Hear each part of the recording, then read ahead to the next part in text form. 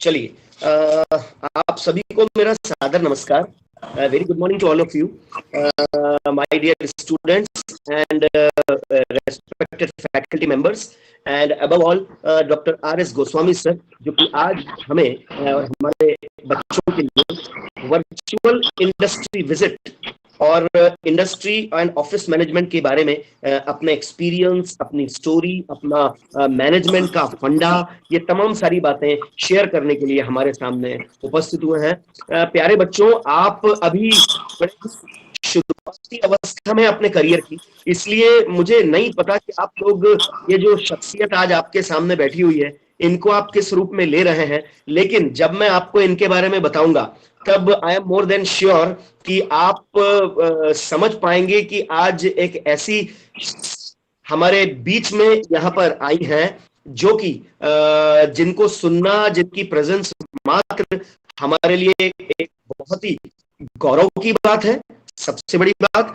और दूसरा, उनसे खुद सीखना, उनसे एक्सपीरियंस लेना, ये एक बहुत ही लाजवाब बात है, वो भी इतनी कम उम्र में। क्यों? क्योंकि एक इंडस्ट्रियलिस्ट जो होता है वो अपने काम में ज्यादा मसरूफ होता है। एक इंडस्ट्रियलिस्ट अपने आप को अपने काम पर फोकस्ड करके रखता है, और ऐसा ही कुछ गोस्वामी सर ने भी किया है, जिनके बारे में मैं आपको बताता हूं कि आज कौन सी पर्सनैलिटी आपको अपना एक्सपीरियंस शेयर करने आई है। और अगर आपने इनके 1 घंटे के व्याख्यान में अगर 1 इंच की बात भी ले ली तो समझ लीजिए आप लाइफ में बहुत आगे जा सकते हैं। और जब मैं बात बोल रहा हूं तो आई मीन इट गाइज, कि ये मैं बात बहुत गंभीरता से बोल रहा हूं, क्योंकि मुझे सौभाग्य भी मिला है डॉक्टर आर.एस. गोस्वामी सर के साथ उनके संगठन में, उनके फेडरेशन में कुछ कुछ काम करने का। तो डॉक्टर आर.एस. गोस्वामी सर जो हैं, ये वर्ल्ड वाइड ट्रेवल कर चुके हैं। इनको बहुत वास्ट एक्सपोजर है स्पेसिफिकली फार्मास्यूटिकल इंडस्ट्री का। अब आप सोच रहे होंगे कि फार्मास्यूटिकल इंडस्ट्री में कैसे सर आए हैं और कैसी उनकी जर्नी शुरू हुई, तो इसके बारे में वही आपको बताएंगे, ज्यादा बेहतर होगा। But he is a post graduate in organic chemistry, post graduate in drug chemistry and PhD in human genetics. मतलब आप समझ सकते हैं 2 विषयों में इनका स्नातकोत्तर है, और इन्होंने पीएचडी की है ह्यूमन जेनेटिक्स में, जो कि अपने आप में बड़ा ही कॉम्प्लेक्स और बहुत ज्यादा पाया जाने वाला विषय नहीं है। बहुत रेयर ये विषय होते हैं जिस पे गोस्वामी सर ने अपनी रिसर्च की है। He has 40 years of experience in heading the pharmaceutical industry. 40 वर्षों का अनुभव लेकर चल रहे हैं। आप केवल एक इंडस्ट्रियलिस्ट नहीं है, बल्कि एक विजनरी हैं, जिन्होंने कई तरह के प्रोडक्ट्स को डेवलप किया है। अपने R&D करके, अपनी मेहनत से इन्होंने प्रोडक्ट्स को डेवलप किया। और मुझे बताते हुए बहुत खुशी हो रही है कि इनके प्रोडक्ट्स केवल प्रोडक्ट्स मात्र नहीं है, इनके द्वारा बनाए हुए उत्पाद केवल सामान नहीं है कि फॉर एग्जांपल ये एक सामान है ना, ये एक वेब कैमरे का बॉक्स है, ये वेब कैमरा तो किसी ने बना दिया, लेकिन इनका जो प्रोडक्ट है वो मानवता के कल्याण में काम आ रहा है। मैं आपको बताना चाहूंगा, मेरे रूम में ये स्टेरिनॉल यानी कि सैनिटाइजर की बोतल हमेशा रखी रहती है, आजकल जो माहौल चल रहा है। और ये जो सैनिटाइजर है ये हिंद फार्मा का ही प्रोडक्ट है, गोस्वामी सर की कंपनी का बना हुआ प्रोडक्ट ही इस वक्त मेरे सामने रखा हुआ है। तो ये मेरे लिए एक बहुत बड़ी बात है कि आज जो गेस्ट स्पीकर हैं उनका बना हुआ प्रोडक्ट हम लोग यूज करते हैं। शायद आप भी यूज करते होंगे, आपने कभी पलट के नहीं देखी होगी बोतल, और पलट के देखिए तो आपको पता लगेगा कि वो हिंद फार्मा का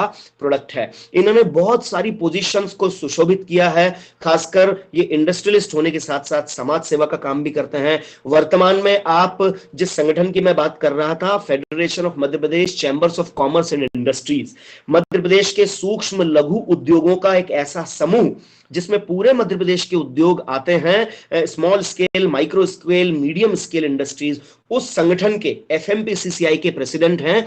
पिछले साल हमारे कॉलेज की बच्चियां वहां पर ट्रेनिंग करने भी गई थी। इस साल भी हम चाहेंगे कि हमारे कॉलेज की बच्चियां एफएमपीसीसीआई में अगर कोरोना के बावजूद भी कुछ गुंजाइश हो तो वो ट्रेनिंग करने के लिए वहां जा सकें, जिससे कि उनकी एक्चुअल लर्निंग हो सके ऑफिस मैनेजमेंट की। Doctor Goswami has also established his enterprise in different areas such as pharma, chemicals and agro based industries. इन्होंने अपना पहली कंपनी, बहुत छोटी सी, ये एक इंस्पिरेशन है, मैं चाहूंगा गोस्वामी सर इसके बारे में बच्चों को जरूर बताएं। एक छोटी सी पूंजी, कितनी पूंजी आप सोच सकते हैं? गोस्वामी सर ने जब अपना काम शुरू किया था, अपना बिजनेस शुरू किया था, इंडस्ट्री के बारे में सोचना शुरू किया था, तब उनके पास मात्र 10,000 रुपए थे। 10,000 रुपए से शुरू करके उन्होंने आज अपना बिजनेस इतना बड़ा कर लिया है कि वर्ल्ड के कई कंट्रीज में वो एक्सपोर्ट करते हैं अपने भोपाल में अपनी इंडस्ट्री में बने हुए प्रोडक्ट्स को लेकर। और 10,000 से शुरू हुआ ये व्यक्ति आज 45 कंट्रीज में अपना बिजनेस कर रहा है। मेरे ख्याल से इसके लिए जो जहां भी है वो जरूर तालियां बजाए, because it's an inspiration in itself. क्योंकि कोई भी नया बच्चा जब इंडस्ट्री में आता है अपनी पढ़ाई लिखाई शुरू करके, तो उसके पहले सबसे बड़ा संकट यही होता है कि यार मेरे पास पैसे नहीं है, या है तो कम है। लेकिन ये गोस्वामी सर ने साबित किया है कि 10,000 रुपए की छोटी सी अर्निंग से आप कैसे इंटरनेशनल लेवल का बिजनेस खड़ा कर सकते हैं, 45 कंट्रीज में अपने क्लाइंट्स कर सकते हैं, और इस तरह के कई सारे प्रोडक्ट्स आप लोगों को, कंपनीज को मानवता की सेवा के लिए एक बिजनेसमैन के रूप में दे सकते हैं। इनकी जो क्लाइंट लिस्ट है उसमें international organisations, institutions, relief agencies like red cross और भी कई सारी रिलीफ एजेंसीज हैं, यूनेस्को, यूएनओ, ऐसे कई संगठन हैं जो कि इनसे सेवाएं लेते हैं, इनके बनाए हुए प्रोडक्ट्स का इस्तेमाल करते हैं। अब मैं और क्या बताऊं आपको इनके बारे में, मैं चाहूंगा कि एक छोटा सा वीडियो यहां पर मेरे पास है, अगर आप लोग अलाउ करें तो मैं उस वीडियो को भी प्रोग्राम की शुरुआत में ही आपको स्क्रीन शेयर करके बताना चाहूंगा, so that you too know about the personality, उनका काम, उनका नाम किस तरीके से आपको इंस्पायर कर सकता है। तो मैं बस स्क्रीन शेयर कर रहा हूं, और स्क्रीन शेयर करते ही मैं शुरुआत करूंगा उनके इस वीडियो की, जो कि आपके सामने आएगा। 3-4 मिनट का ये वीडियो है, उसको आप देखिएगा। अगर साउंड ना आए तो आप प्लीज मुझे बताइएगा, बिकॉज टेक्नोलॉजी की अपनी कुछ सीमाएं होती हैं। तो मैं ये वीडियो यहां पर प्ले कर रहा हूं, have a look at it.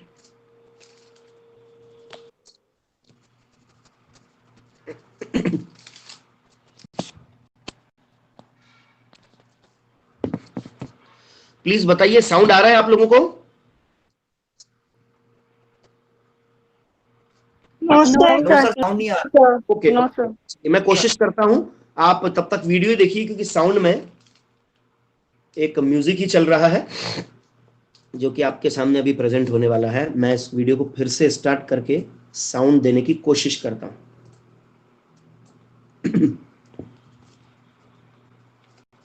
Please hold on for a minute.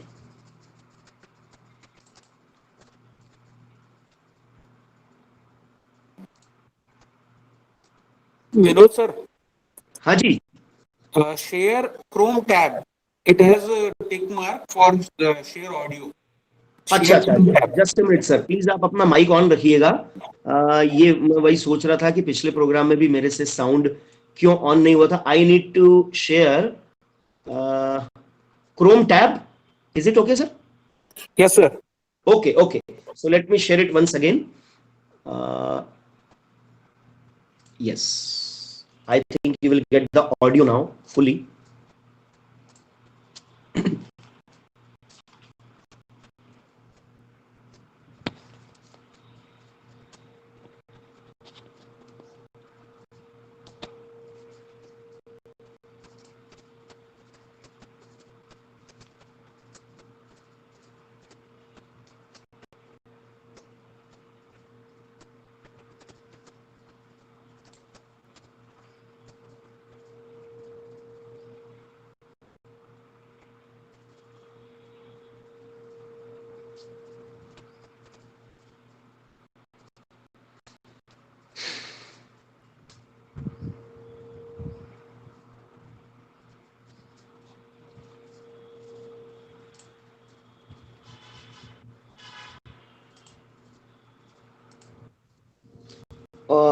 Okay, मुझे लग रहा है कि there is some problem, net थोड़ा सा शायद डिले है, इस वजह से मुझे पूरा पावर नहीं मिल पा रहा है। तो मैं माफी की चाहूंगा, मैं वीडियो बाद में दिखाने की कोशिश करूंगा। अभी तो मैंने जिनके बारे में आपको बताया है उनको मैं वेलकम करता हूं। And Goswami sir, we are very happy to find you here. हम पूरे कॉलेज की तरफ से आपको बहुत बहुत वेलकम करते हैं। ये जो ऑडियंस है आज आपके सामने, इसमें मध्य प्रदेश के अलग अलग पॉलिटेक्निक कॉलेजेस के ऐसे बच्चे हैं जो ऑफकोर्स फार्मा इंडस्ट्री से तो नहीं है, बट आज वो आपकी इंडस्ट्री का मैनेजमेंट जानने आए हैं, आपका ऑफिस मैनेजमेंट, और जानने आए हैं कि किस तरीके से आप अपने आप को प्रेजेंट करते हैं एक इंडस्ट्रियलिस्ट के रूप में। तो मैं चाहूंगा आप अपने आप को अपना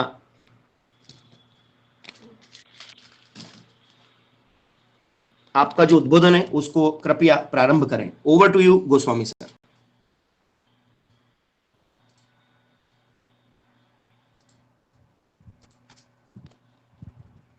yes sir, Goswami sir, over to you.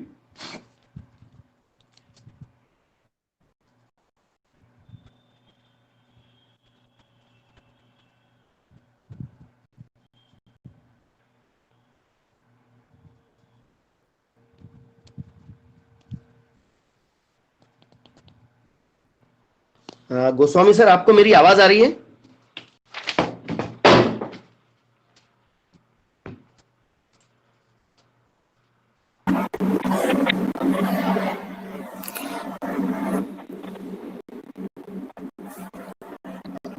नमस्कार।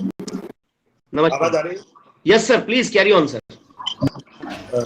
Doctor Vinod Gupta, faculty members, महिला पॉलिटेक्निक कॉलेजेस, सभी स्टूडेंट्स और जितने लोग भी इसमें ज्वाइन किए हैं सभी को मेरा नमस्कार।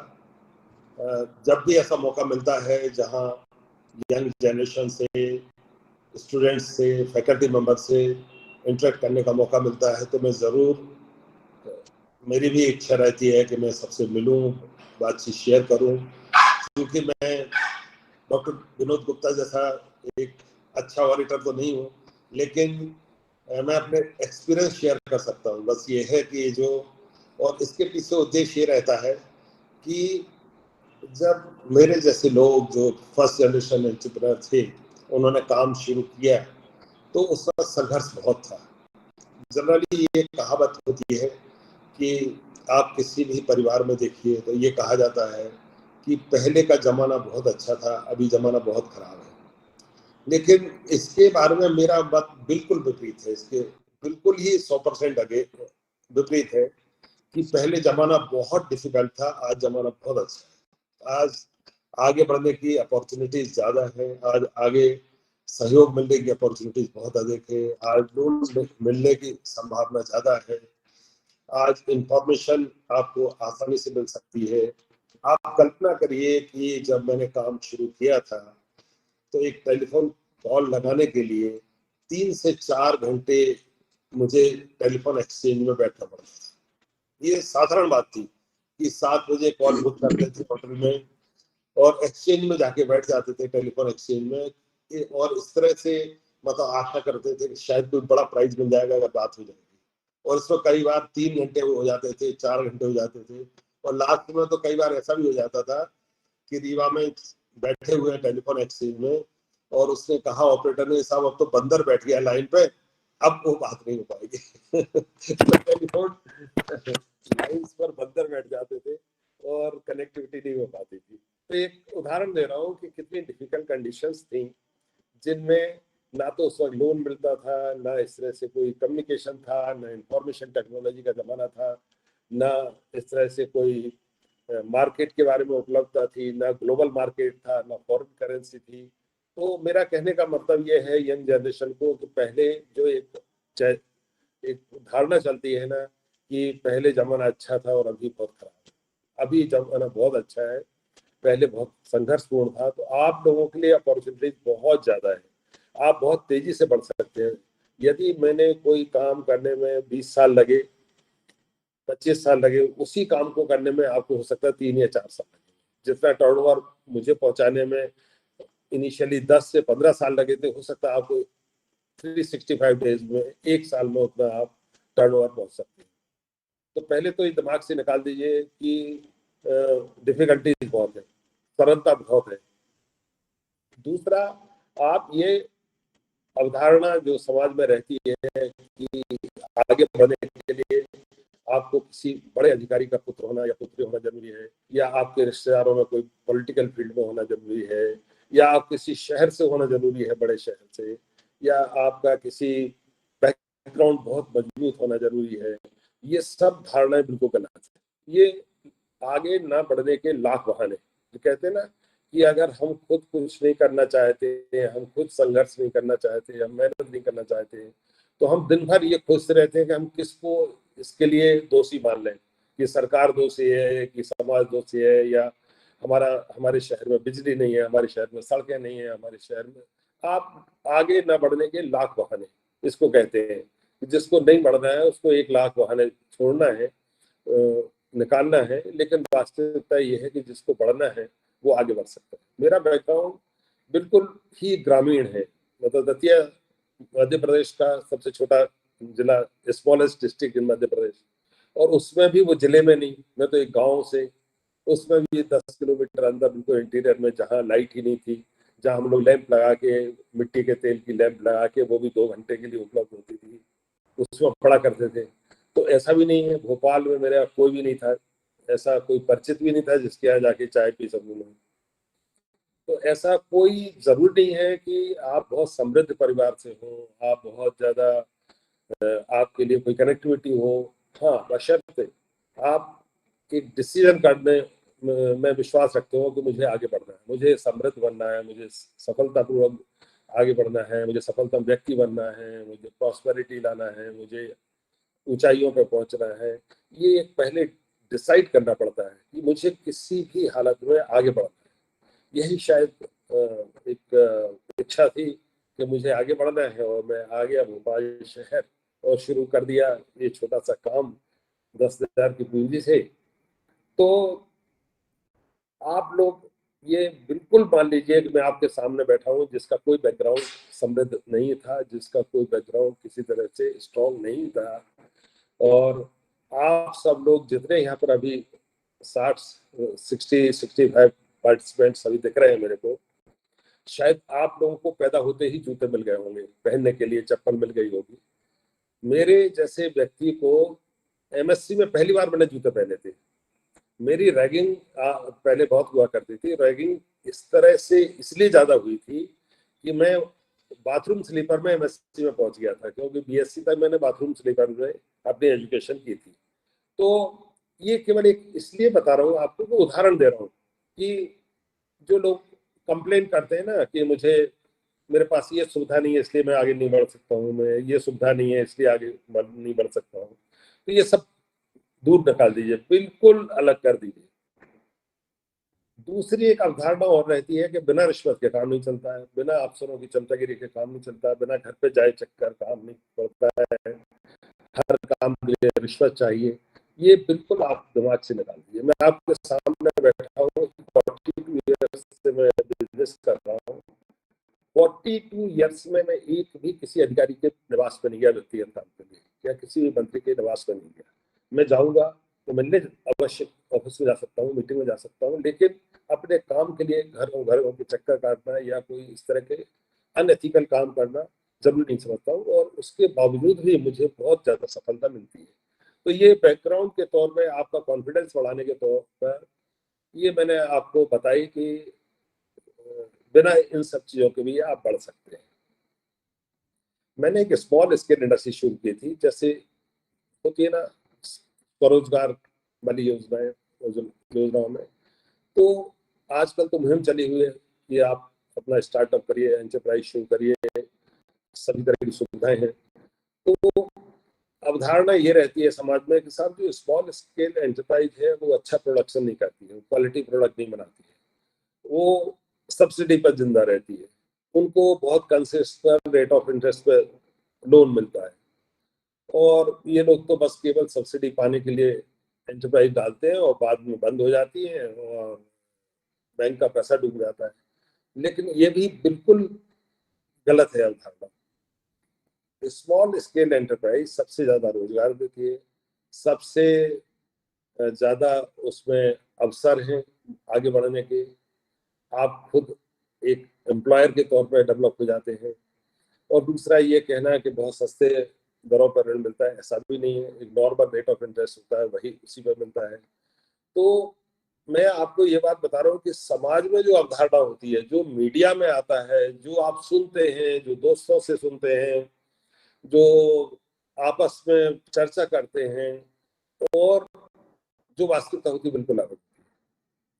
ज्यादातर लोग ये कहते हैं कि सफल ऐसे नहीं हो सकते हैं, हमको बहुत सारी कैपिटल की जरूरत है तभी सफल हो सकते हैं। तो ये सब जो बातें सामने आती हैं वो वास्तविकता अलग होती है। तो इसलिए अगर आपको एक एंटरप्रेन्योर बनना है, सफल व्यक्ति बनना है, सफल गवर्नमेंट सर्विस में बनना है या किसी भी क्षेत्र में बनना है, तो आप सुनी सुनाई बातों पर, मीडिया की बातों पर या लोगों के द्वारा कही बातों पर आगे नहीं चलिए। आप खुद स्टडी करिए। आपकी नजर माइक्रोस्कोपिक होना चाहिए इस संबंध में, कोई भी डिसीजन लेने में, तो सफलता आपको निश्चित तौर से मिलेगी। मैं इस छोटी सी कंपनी के बारे में बताना चाहूंगा। 77 में हम लोगों ने ये शुरुआत की थी और ज्यादातर इंडस्ट्रीज क्या करती हैं कि मल्टीपल प्रोडक्ट्स बनाती हैं, बहुत सारे प्रोडक्ट्स एक साथ देते हैं। वही हाल है यदि हम छोटी पूंजी के साथ 10 तरह के काम करें, तो 10 तरह के काम करेंगे तो आपकी पूंजी बढ़ जाएगी, आपका फोकस बढ़ जाएगा, आपका जो काम करने का तरीका है वो बढ़ जाएगा। तो मैंने क्या किया कि शुरू से ही ना तो मोबाइल नंबर बदले। भोपाल में जब पहले दिन मोबाइल का कनेक्शन आया था वही मोबाइल आज है। शायद जितने मेरे परिचित हैं उनको इसलिए याद रहता है कि वो नंबर कभी नहीं बदलता हूँ। मैं अपना स्थान कभी नहीं बदलता हूँ। 77 में जो मुझे प्लॉट अलॉट हुआ था उसी पर मैं आज भी बैठा हुआ हूँ। 77 में जो लैंडलाइन नंबर लिए थे वही डिजिट्स बढ़ते गए, उनके बढ़ते गए, लेकिन नंबर्स वही हैं। काम मैंने जो शुरू किया था फार्मा इंडस्ट्री का, तो मैंने ऐसा नहीं किया कि फार्मा इंडस्ट्री शुरू की फिर रियल एस्टेट में चले गए, फिर इसमें चले गए, फिर 4 तरह के दूसरे काम करने लगे। मैंने जो काम चुना उसी में एफिशिएंसी बढ़ाना, प्रोडक्टिविटी बढ़ाना, उसमें न्यू टेक्नोलॉजी अडॉप्ट करना, उसका मार्केट बढ़ाना।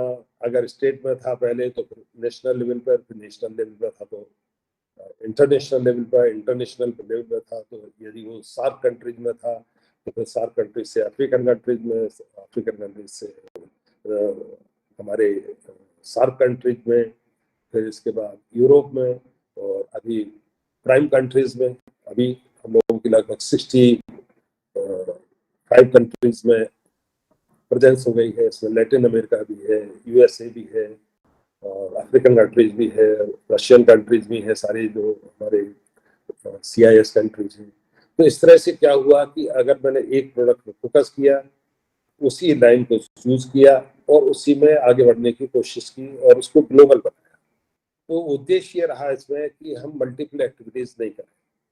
मल्टीपल एक्टिविटीज करने से क्या होता है, ज्यादातर मैंने देखा, क्योंकि मैं इंडस्ट्रीज को रिप्रेजेंट करता रहा हूँ पिछले 25 सालों में, तो मेरे कई मित्र क्या करते हैं, थोड़ी सी सफलता मिलती है फौरन वो रियल एस्टेट में चले जाते हैं, बहुत सारी कॉलोनाइजेशन करने लगते हैं या इंस्टीट्यूट डाल लेते हैं, एजुकेशनल इंस्टीट्यूट डाल लेते हैं या फिर कुछ और काम करने लगते हैं। तो होता ये है कि जब आप कैपिटल को डाइवर्ट करते हैं, जो जिससे आप अपना पैसा कमा रहे हैं उसको दूसरी जगह ले जाते हैं और दूसरे पे इन्वेस्ट कर देते हैं और उस पर ध्यान नहीं दे पाते, तो आपका फेलियर हो जाता है, आपकी इंडस्ट्री से हो जाती है या फाइनेंशियल क्राइसिस में आ जाती है। मैंने इन चीजों को बहुत सख्ती से लागू किया कि मुझे डाइवर्सन ऑफ फंड नहीं करना है। आप देखिए, मैं एक भी अंगूठी नहीं पहनता हूँ, एक चेन नहीं है मेरे पास, किसी तरह का गोल्ड का एकोमोडेशन नहीं है मेरे पास, 1000 रुपीज की FDR नहीं है, क्योंकि मैं पर्सनल एकोमोडेशन में विश्वास नहीं करता हूँ। मैं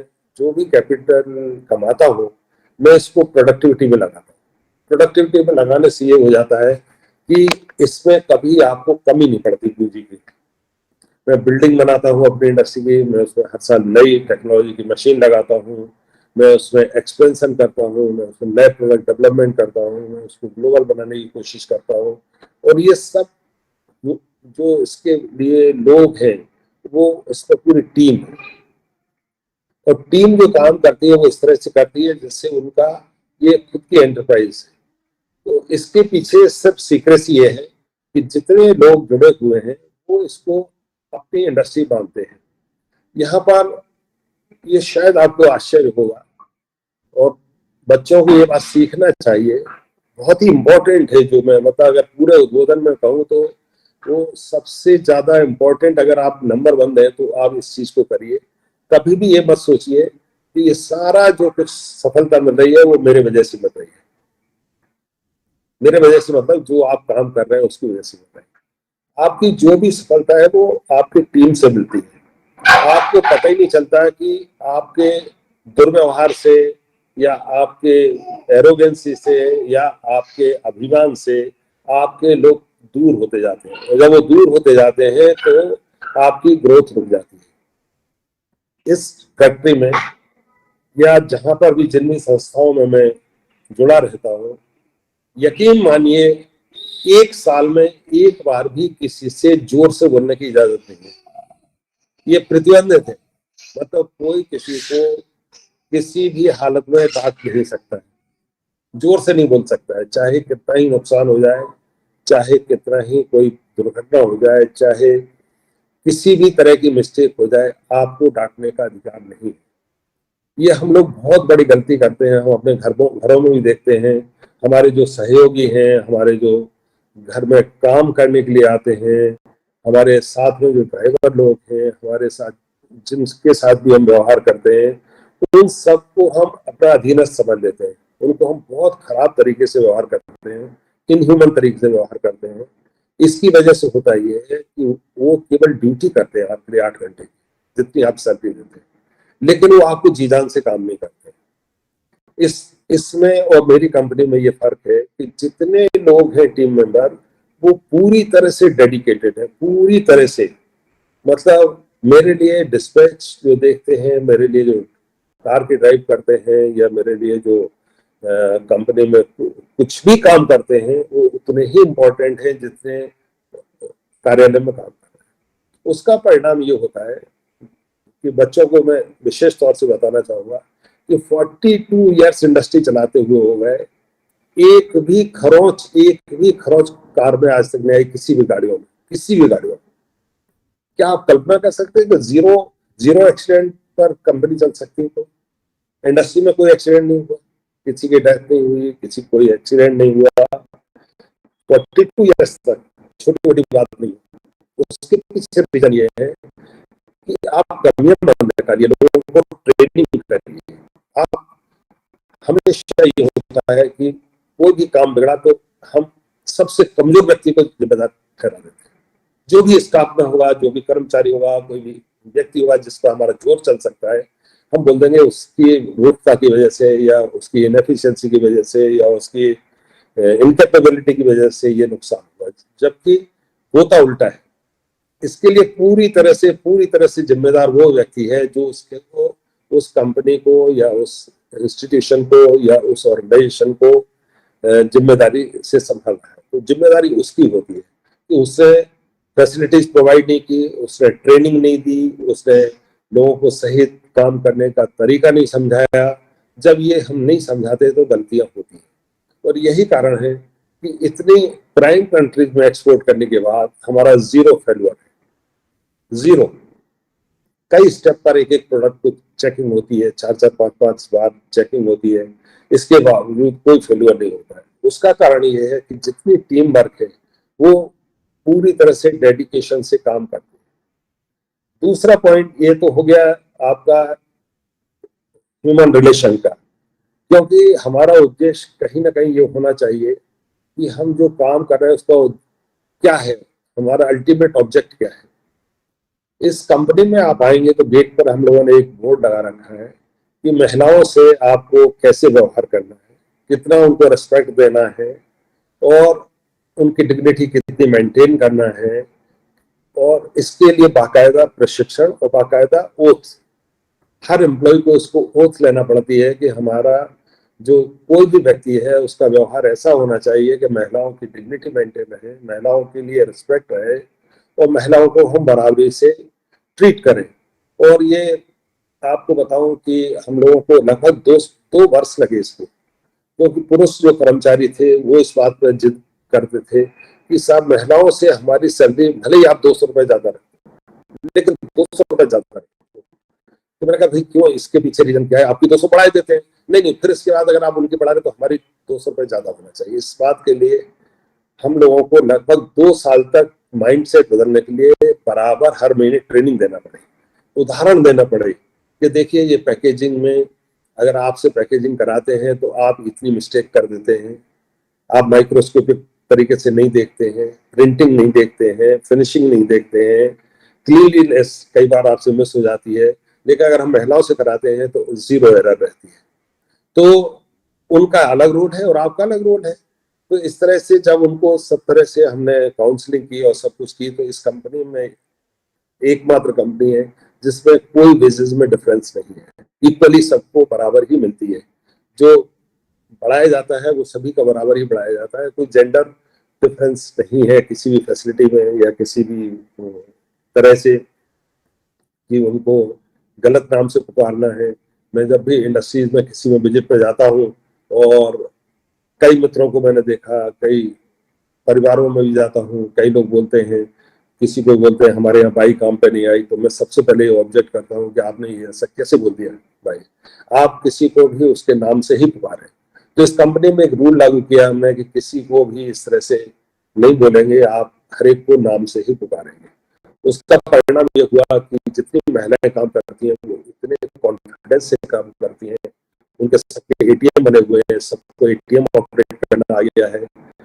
मेरे को कई मित्रों ने कहा कि नोटबंदी की वजह से आपको कितनी परेशानी, मैंने कहा 0 0 0 0 कुछ भी नहीं परेशानी। तो मेरे यहाँ तो 2007 से ही सबके खातों में पैसा जाता है, सबके एटीएम है, सबके पास कार्ड्स हैं, सब लोग ऑपरेट करने जानते हैं, सबको ट्रेनिंग दी हुई है। तो ये एक तरह से एम्पावरमेंट करना था कि अगर किसी महिला को सैलरी मिलती है और उसके खाते में जाती है और वो स्वयं उसको विड्रॉ करती है और परिवार के दूसरे सदस्य उससे पैसे लेते हैं तो उसका कॉन्फिडेंस अलग बढ़ता है। अदरवाइज इसके रिवर्स आप सोचिए कि किसी महिला को दूसरे से हर बात के लिए पैसे मांगना पड़ते हैं और उसके लिए वो एक्सप्लेनेशन उसको देना पड़ता है। तो ये छोटी सी बातें हैं, छोटे छोटे प्रयास हैं मैनेजमेंट के, जिसकी वजह से हम लोगों को सफलता मिली।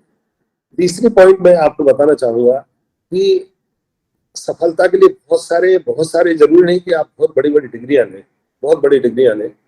काम करने का आपका तरीका अच्छा होना चाहिए। जो बेसिक चीजें हैं उनका तरीका क्या है आपका।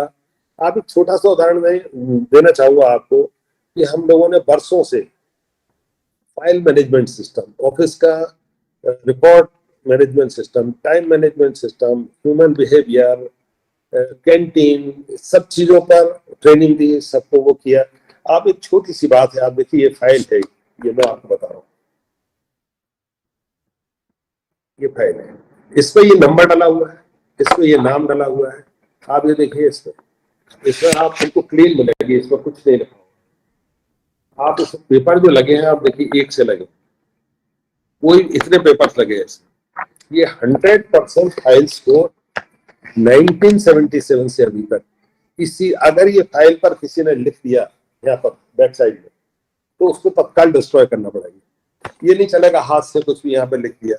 जैसे आप देखिए कई विभागों में आप जाते हैं, कई जगह जाते हैं, यहाँ पर 100 चीजें लिखी रहेंगी, इधर पर 50 चीजें लिखी रहेंगी, कॉर्नर फटे हुए रहेंगे, फाइल के पेपर्स इधर निकले रहेंगे, उधर निकले रहेंगे। तो ये पॉसिबल नहीं हो सकता। हर साल का कलर बदल जाता है। आप देखिए ये 18-19 की फाइल है, लेकिन आप सोच सकते हैं 2018 की इतनी साफ सुथरी फाइल होगी 2018 की। और इसमें जो पेपर लगे हैं आप देखिए कितने, 2018 के ये सब पेपर देखिए। 2019 का देखिए आप, 2019 की फाइल है, इसके पेपर देखिए आप इस तरह से, कोई पेपर आपको ऊपर नीचे नहीं दिखेगा। आप इस तरह से ये देखिए सब। तो ये छोटे छोटे प्रयास है, छोटे प्रयास हैं जिनको कहीं मैनेजमेंट में नहीं पढ़ाया जाता है, कहीं बुक्स में नहीं पढ़ाया जाता है। ये हम लोगों ने अपने अनुभव के आधार पर, क्या होता था कि कोई भी इंस्पेक्शन एजेंसी आती थी, वो इनकम टैक्स से आते थे या कहीं से आते थे, वो कहते साहब 8 साल पुराना रिकॉर्ड बताइए, 6 साल पुराना रिकॉर्ड बताइए। हम लोगों ने अपने मैनेजमेंट में ऐसे टूल्स यूज किए हैं कि जो जरूरी फाइल्स हैं जिनको हमको 16 साल तक रखना है, 16 ईयर्स तक या 18 ईयर्स तक रखना है, जैसे जो हमने मशीनें परचेज की है उनको तो हमको जीवन पर्यंत रखना है, क्योंकि मशीन का कभी भी जरूरत पड़ सकती है। तो अगर 78 में या 80 में भी कोई मशीन खरीदी होगी तो उसकी फाइल बनी हुई है बाकायदा, भले उसको बेच दी गई है लेकिन उसमें लिखा हुआ है कि ये बेच दी गई है। तो अगर कोई भी हमको फाइल निकालना है तो 30 सेकंड लगते हैं उसको लोकेट करने में कि वो किस नंबर के लॉकर में, किस कमरे में, किस जगह रखेंगे, विद इन 30 सेकंड। और उसके 5 मिनट में जैसे किसी को कहा जाएगा कि ये फाइल लेके आ जाओ, तो 5 मिनट्स में पिछले 40 साल के किसी भी रिकॉर्ड की फाइल 5 मिनट में आपकी टेबल पर। ये कैसे संभव? जबकि 99% इंडस्ट्रीज में सबसे बड़ा मुद्दा रहता है, और शासकीय विभागों में तो आप देखेंगे कि रिकॉर्ड रूम में कोई रिकॉर्ड निकलवाने के लिए आपको बरसों चक्कर काटने पड़ते हैं, पेंशन के लिए या किसी शासकीय विभाग के काम के लिए बरसों चक्कर काटने पड़ते हैं, और सबका एक ही आंसर होता है, आपको फाइल नहीं मिल रही है, रिकॉर्ड नहीं मिल रहा है, फाइल का पता ही नहीं है कहाँ है, फाइल में ट्रेस नहीं हो रही है। तो ये सब आगे बढ़ने की बाधा रहती है। तो हम लोगों ने डिसाइड किया कि हमारी बाधाएं क्या क्या है, हमको किन किन चीजों में परेशानी होती है। तो देखा कि सब फाइल को ट्रेस करना, रिकॉर्ड को ट्रेस करना, ये सबसे बड़ी बाधा है। इस पर बाकायदा हम लोगों ने ट्रेनिंग प्रोग्राम किया, ग्रुप डिस्कशन किए, सबके आइडियाज लिए। सबने किसी ने कहा इसको इस तरह से सॉफ्टवेयर डेवलप कर देते हैं, किसी ने कहा इसको एक हम इस तरह की एक जो वेबसाइट है उस पर लिंक डाले देते हैं कि केवल पासवर्ड से हम लोगों को पता रहेगा, तो फाइल ट्रेस हो जाएगी 30 सेकंड में। तो उनके आइडिया को लिया, एक वेबसाइट हमारी जो खुद की है उसमें एक पासवर्ड प्रोटेक्टेड बना दिया, और सारी फाइल 77 से लेके अभी तक की ऑनलाइन। आप अमेरिका में बैठे हैं तो भी आपको पता है कि ये फाइल अगर लोकेट करना है, या आप साउथ अफ्रीका में भी ट्रेवल कर रहे हैं तो आपको पता है वेबसाइट पे आपने सर्च किया ये फाइल नंबर 24 बॉक्स नंबर 30, इसमें से फाइल नंबर 5 सीरियल निकालो, उसमें जिसको देना है रिपोर्ट दे दो। तो ये हम लोगों ने किया, इसको सक्सेसफुली किया, और आज इतना सुकून है, इतना सुकून है उसकी वजह से कि कोई भी रेगुलेटरी डिपार्टमेंट आता है, कोई कहता है कि साहब 5 साल पहले आपका ये वाला प्रोडक्ट हुआ था, इसका क्या स्टेटस है, या इसका एक्सपायरी की कब है, तो ये इसका 5 साल पहले का रिकॉर्ड है, 8 साल पहले का रिकॉर्ड है। हर चीज अवेलेबल है, बिना किसी तनाव के है, बिना किसी जोर से बोलने के लिए है, ना किसी से किसी को बात करना है, ना किसी को इंस्ट्रक्शन देना है, ना बॉस है, ना कोई एम्प्लॉई है, कुछ है ही नहीं। एक सिस्टम है, सिस्टम के तहत जिसको जरूरत है उसने फाइल को लोकेट किया, निकाला, काम करके रख दिया। तो ये छोटे छोटे टूल्स है ना, जिनको हम सुकून से बैठ के डेवलप कर सकते हैं और उनको लागू कर सकते हैं। आप देखिए, छोटी सी बातें हैं, बच्चों को इसलिए आपको शेयर करना जरूरी समझता हूँ क्योंकि आप भविष्य से आप लोगों को परिवार संभालना है, आपको अपने एंटरप्राइज भी संभालना है या ऑफिस संभालना है। आप देखिए घर में कितना ज्यादा, किसी के घर में जब हम लोग उद्घाटन में जाते हैं, गृह प्रवेश में जाते हैं, कितना साफ सुथरा घर रहता है। कोई ऑफिस का उद्घाटन भी होता है तो बड़ा साफ सुथरा दिखता है, लेकिन उसी में आप 1 साल बाद जाइए तो 1 साल बाद वो स्टोर नजर आता है, बस बिल्कुल तहस नहस हो जाता है।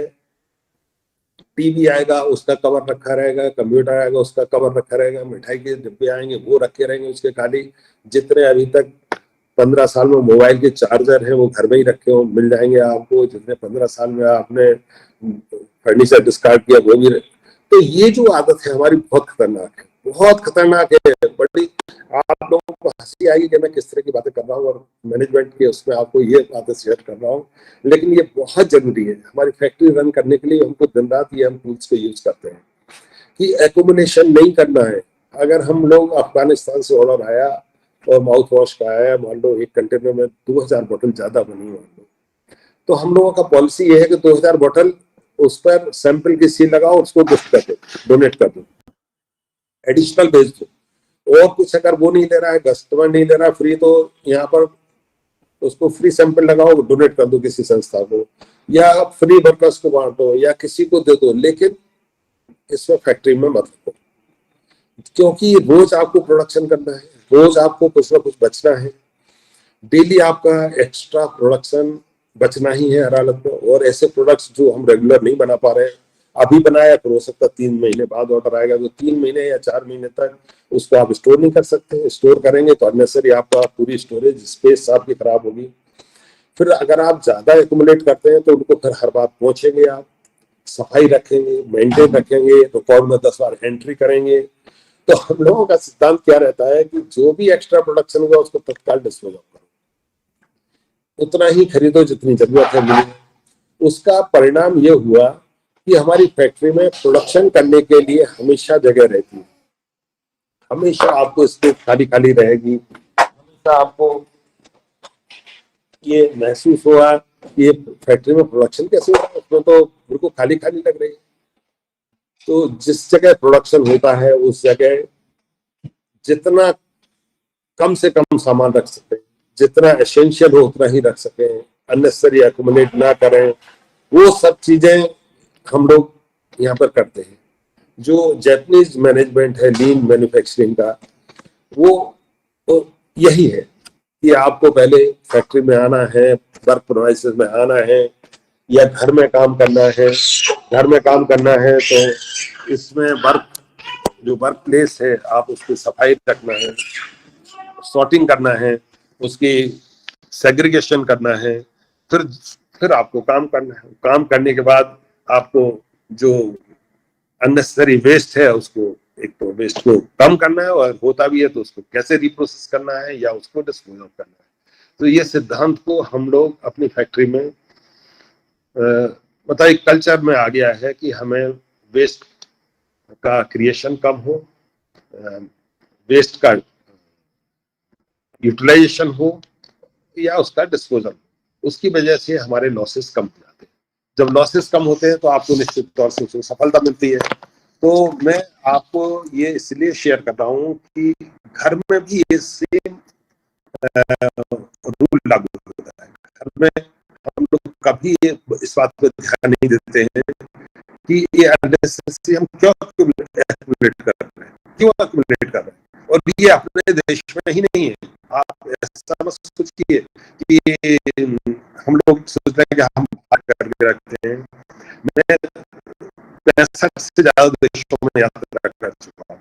ये रोग हर जगह है। अमेरिका में भी गया कई कस्टमर में तो ऐसा लगता है कि वो चारों तरफ से स्टोर कीपर बैठा हुआ है, चारों तरफ से उनका सामान भरा हुआ है, सैंपल पड़े हुए हैं और पूरा चारों तरफ से बिखरा पड़ा है और वो बीच में बैठे हुए हैं। हमारे कार्यालयों में जाइए आप, सरकारी कार्यालयों में, कि पता चला कि इतनी फाइल्स होती है, इतनी फाइल्स रहती हैं कि उनमें इंसान कई बार नहीं दिखता है और फाइल्स ज्यादा रहती हैं। तो ये सफलता के लिए सब छोटी छोटी बातें, बहुत छोटे छोटे पॉइंट्स हैं, लेकिन ये बहुत जरूरी है। पढ़ाई के लिए, स्टडी के लिए भी ये जरूरी है। यदि आप 10 बुक्स एक साथ रखेंगे, 10-15 तरह के सब्जेक्ट रखेंगे, बीच में माइंड डाइवर्ट करेंगे, सोशल मीडिया की तरफ चले जाएंगे, फिर इसके बाद आप पढ़ाई करेंगे, फिर केमिस्ट्री पढ़ने लगेंगे, फिर फिजिक्स पढ़ने लगेंगे, फिर जूलॉजी पढ़ने लगेंगे या कुछ और सोचने लगेंगे, तो आप कभी भी सफल होने के चांसेस बहुत कम है। मैं यहाँ पर हम लोगों ने जो फैक्ट्री में अडॉप्ट किया है, हम लोग ये डिसाइड करते हैं कि यदि कोई प्रोजेक्ट है तो उसको फोकस करके उसी प्रोजेक्ट पे सारे लोग जुटेंगे, सारे लोग करेंगे, इनपुट करेंगे। और आप सब लोगों को बहुत एक इम्पोर्टेंट बात शेयर करना चाहूंगा कि हम लोगों की एक मीटिंग होती है बोर्ड रूम में। और जैसे मैं इस ऑफिस में बैठा हूँ यहाँ पर, पूरे दिन में शायद ही कोई किसी को मैं चैम्बर में बुलाता, शायद ही कभी वो कुछ उनका कोई काम हो, पूछने आ जाए तो बात अलग है। हम लोग सुबह 2 या 3 दिन में, हफ्ते में 2 बार बोर्ड रूम में बैठते हैं, उसमें सब डिस्कस करते हैं आधा घंटे की मीटिंग में कि भाई क्या आज का टास्क है या कल का क्या है, इस वीक का क्या है। वो सब अपने बातों को शेयर करते हैं और अपने अपनी बात को फिर मैं अंत में उनसे कहता हूँ कि भाई मेरी जिम्मेदारी क्या है, मुझसे आपको क्या क्या करना है, मेरी ड्यूटी क्या है। तो बताते साहब आपकी मदद हमको यहाँ पर चाहिए या ये वाला काम आपके जिम्मे है, तो मैं उनका वो काम कर देता हूँ। बाकी का मुझे कुछ नहीं पूछना पड़ता है, दिन भर कोई मॉनिटर नहीं करना पड़ता है, क्योंकि वो ये मान के चलते हैं कि ये काम मेरे ही जिम्मे है। तो मैनेजमेंट में ज्यादातर क्या कहा जाता है, 2 तरह से लोग सोचते हैं एक तो ये सोचते हैं कि सब लोग मक्कार होते हैं, लोगों को मॉनिटर करो, लोगों को अंदर कैमरे लगाओ, लोगों को कामचोर होते हैं, लोग फेथफुल नहीं होते हैं। और एक मैनेजमेंट का तरीका ये होता है, लोग ये सोचते हैं कि लोग एप्रिशिएशन चाहते हैं, लोग ये चाहते हैं कि उनको जिम्मेदारी दी जाए, लोग ये चाहते हैं कि उनको थोड़ा फ्रीडम दी जाए, लोग ये चाहते हैं कि उनको अगर थोड़ा सा भी काम किया है तो उसका एक्सप्रेशन ऑफ ग्रेटिट्यूड हो, आप उसको एक्नोलेज करें कि हाँ भाई आपने ये काम किया है। तो मैंने ये जो दूसरा पक्ष है उसको अडॉप्ट किया है। मैंने पहले वाले पक्ष को नहीं किया, मैंने शक की नजर से नहीं देखा। यहाँ पर इस कंपनी में लास्ट 42 ईयर्स में कोई ताला नहीं है। ताला वो मेन गेट में जो आदमी बैठता है, इस ऑफिस में कोई ताला नहीं है, इसमें मेरे चैम्बर में कोई ताला नहीं है, इसमें कहीं कोई ऐसे लॉक्स नहीं है। हाँ, जहां पर रिस्ट्रिक्शन है वो इलेक्ट्रॉनिक है, जहां मैं भी नहीं जा सकता हूँ वो प्रोडक्शन की वजह से है कि प्रोडक्शन एरिया में डेडिकेटेड स्टाफ ही जाएगा, जो अलाउड है वही जाएगा। अगर वो टैबलेट सेक्शन में जा रहा तो टैबलेट सेक्शन का व्यक्ति ही जाएगा, मैं नहीं जाऊंगा। आपको आश्चर्य होगा कि एक बिल्डिंग बन गई पीछे, वो बिल्डिंग 4000 स्क्वायर फीट में बनी, उसमें करीब 1.5-2 करोड़ की मशीनें लगी, इंस्टॉलेशन हो गया 1-1.5 साल में। और मेरे नीचे इसी कैंपस में, और 1.5 साल बाद कोई एक विजिटर फॉरेन से आए थे तो मैं उनके साथ गया था। 1.5 साल तक मैंने उस बिल्डिंग को देखा नहीं, उसमें प्रोडक्शन भी शुरू हो गया। अदरवाइज क्या होता है कि एक लोगों की बीमारी होती है कि हर काम को सर पे खड़े होकर करवाना, और हर चीज को मॉनिटर करना, हर चीज में कमी निकालना। और मेरे यहाँ ये होता है कोई मशीन आती है, मशीन इंस्टॉल हो जाती है, सब कुछ होती है, प्रोडक्शन कोई खुशी के तौर पे अगर जरूरत हुई तो मैं उसको विजिट करने जाता हूँ। अदरवाइज चल रहा है काम, ठीक है, उस पर दिख रहा है, ऑनलाइन दिख रहा है, ठीक है। तो मैनेजमेंट में जो दूसरा पार्ट है कि आप लोगों पे ट्रस्ट करिए, लोगों को जिम्मेदारी दीजिए और लोगों को पूरी तरह से फ्रीडम दे दीजिए कि उनको करना है, फिर आप देखिए चमत्कार से काम करते हैं। डॉक्टर विनोद गुप्ता जी, मैं आपको शेयर करना चाहूंगा कि हम लोगों को एम्बेसीज में डॉक्यूमेंट्स का लीगलाइजेशन कराना पड़ता है, एक प्रोसेस होती है कि जब आप एक्सपोर्ट करते हैं तो उस कंट्री में अगर रजिस्ट्रेशन कराना है तो आपका हर डॉक्यूमेंट पहले तो चैम्बर से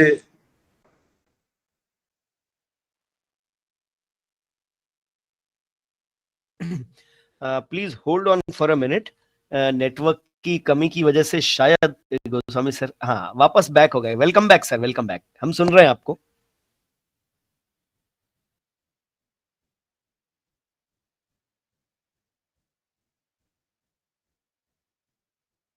गोस्वामी सर आपका माइक ऑफ है आपका।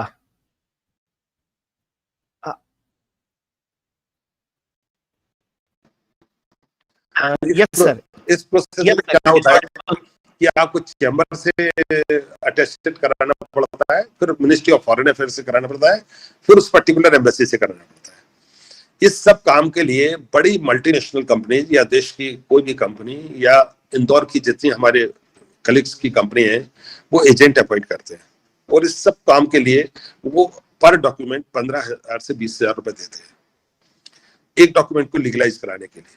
अब आप देखिए, हिंदी मीडियम का पढ़ा हुआ बच्चा, मैंने उसको कहा कि ये आपको काम करा के लाना है एम्बेसी से, कहता हाँ मैं करा के ले आऊंगा, क्या दिक्कत है।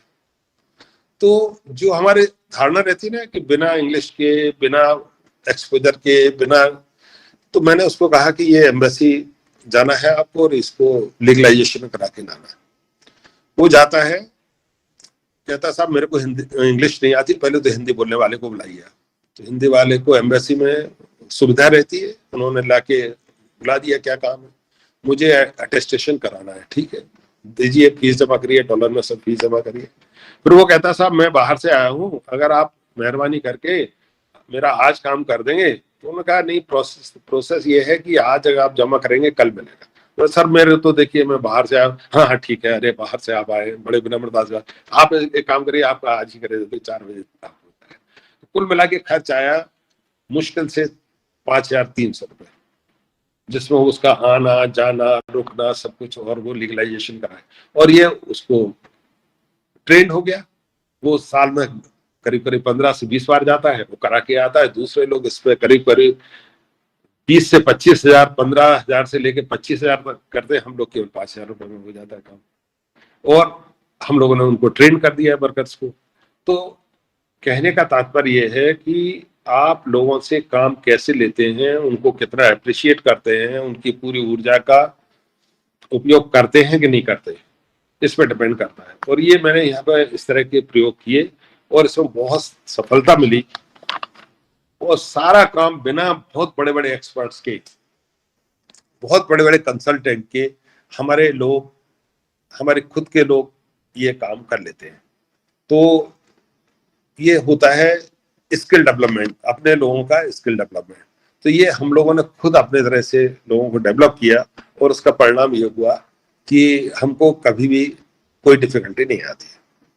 और एक चौथा पॉइंट मैं आपको बताना चाहूंगा, आप लोग बोर तो नहीं हो रहे? तो और आपको बिल्कुल नहीं। नहीं सर, बिल्कुल भी नहीं।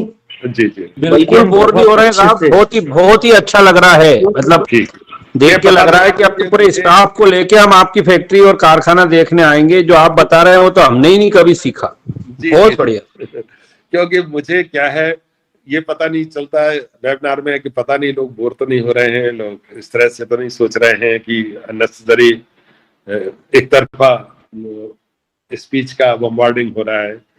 तो चौथा पॉइंट मैं बताना चाहूंगा आपको, बच्चे जो हैं आपसे कार्यक्रम की जब आपकी बात पूरी हो जाएगी तो आपसे सवाल पूछ सकते हैं। अपनी क्वेरी को अभी भी चैट बॉक्स में डाल सकते हैं और कार्यक्रम के आखिरी में 10 मिनट इसी के लिए रखेंगे कि वो आपसे संवाद स्थापित कर सके। Sir please. चौथा महत्वपूर्ण बात मैं ये बताना चाहूंगा कि अगर आपको सफल बनना है, कोई एंटरप्राइज में बनना है, शॉप खोलना है, बिजनेस करना है, या इवन अपनी खेती करना है, या कोई भी काम करना है और आपको समृद्ध बनना है, तो आप हमेशा न्यूक्लियस मार्केटिंग को रखिए। अगर आप बहुत बड़ी बड़ी फैक्ट्री लगा देंगे, बहुत बड़ी दुकान खोल देंगे, बहुत बड़ा एग्रीकल्चर का सेटअप कर देंगे, किसान हमारे बेचारे क्यों गरीब रहते हैं? क्योंकि वो प्रोडक्टिविटी तो बहुत अच्छी कर लेते हैं, इस देश में सबसे अच्छी प्रोडक्टिविटी करते हैं, लेकिन मार्केटिंग उनका बेचारों का न्यूक्लियस नहीं है। एक्सटर्नल फैक्टर्स हैं, उनके हाथ में भी नहीं है, कई चीजें उनके बंधे हुए हैं। ऐसा ही फैक्ट्रीज के साथ होता है। फैक्ट्री बहुत बड़ी डाल लेंगे, बहुत बड़ी मशीन लगा लेंगे, लेकिन न्यूक्लियस मार्केटिंग नहीं है। जो कंपनीज न्यूक्लियस मार्केटिंग को रखती हैं कि सबसे पहले बेचने पे ध्यान देती हैं, सबसे पहले इस बात पे ध्यान देती हैं क्या बिक सकता है, वो सबसे ज्यादा सफल होती है। मेरी तो छोटी सी एंटरप्राइज है जो इतनी कम पूंजी से शुरू हुई, लेकिन शुरू से मेरे को क्या था कि मुझे मार्केटिंग पे बहुत फोकस रहता था कि मुझे अपने प्रोडक्ट को वर्ल्ड वाइड प्रेजेंस करना है, मुझे डिफरेंट इंस्टीट्यूशंस को इसको पहुंचाना है। तो जो मैक्सिमम टाइम रहता था वो फोकस रहता था कि हम इसको किस तरह से बेचें, कितने अच्छे तरीके से बेचें, इसको नए पैकेजिंग में कैसे बेचें, नए प्रोडक्ट के तौर पर कैसे बेचें। तो उसकी वजह से मुझे लास्ट 42 ईयर्स में एक बार भी घाटा नहीं हुआ। गुप्ता जी, मुझे 42 ईयर्स में एक बार भी घाटा नहीं हुआ। मेरी बैलेंस शीट 42 ईयर्स से प्रॉफिट में ही चल रही है। तो लोग क्या करते हैं इसमें कि कई बार बहुत बड़ा प्रोजेक्ट डालने के चक्कर में लोग सारी कैपिटल एक्सपेंडिचर में कर देते हैं, बिल्डिंग में कर देते हैं, मशीन में कर देते हैं, या और किसी में कर देते हैं, और मार्केटिंग पर फोकस नहीं करते हैं। तो अगर हम मार्केटिंग पर फोकस करेंगे तो आपको कभी भी फाइनेंशियल क्राइसिस नहीं आएगी, घर में भी, एग्रीकल्चर में भी, ट्रेड में भी, या इंडस्ट्री में भी, किसी में भी आप कभी असफल नहीं हो सकते। पांचवा सूत्र मैं बताना चाहूंगा कि आप सोसाइटी से जुड़े रहिए। आज मैं आपके सामने हूं, बच्चों को कहना चाहूंगा विशेष तौर से कि मैं आपके समक्ष कैसे आ पाया।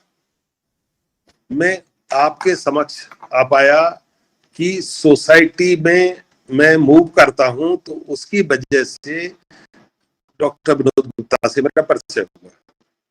विनोद गुप्ता जी ने मुझे इनवाइट किया तो मैं आपके सामने आ गया। अदरवाइज हर एक के पास अपनी व्यस्तता है, आपके पास भी व्यस्तता है, गुप्ता जी के पास भी है, मेरे पास भी है, लेकिन जब सोशल कॉज आता है और जब हम नेटवर्किंग करते हैं और जब एक दूसरे से मिलते हैं तो हर आदमी में उत्साह आता है कि मैं अपने एक्सपीरियंस को लोगों से शेयर करूं।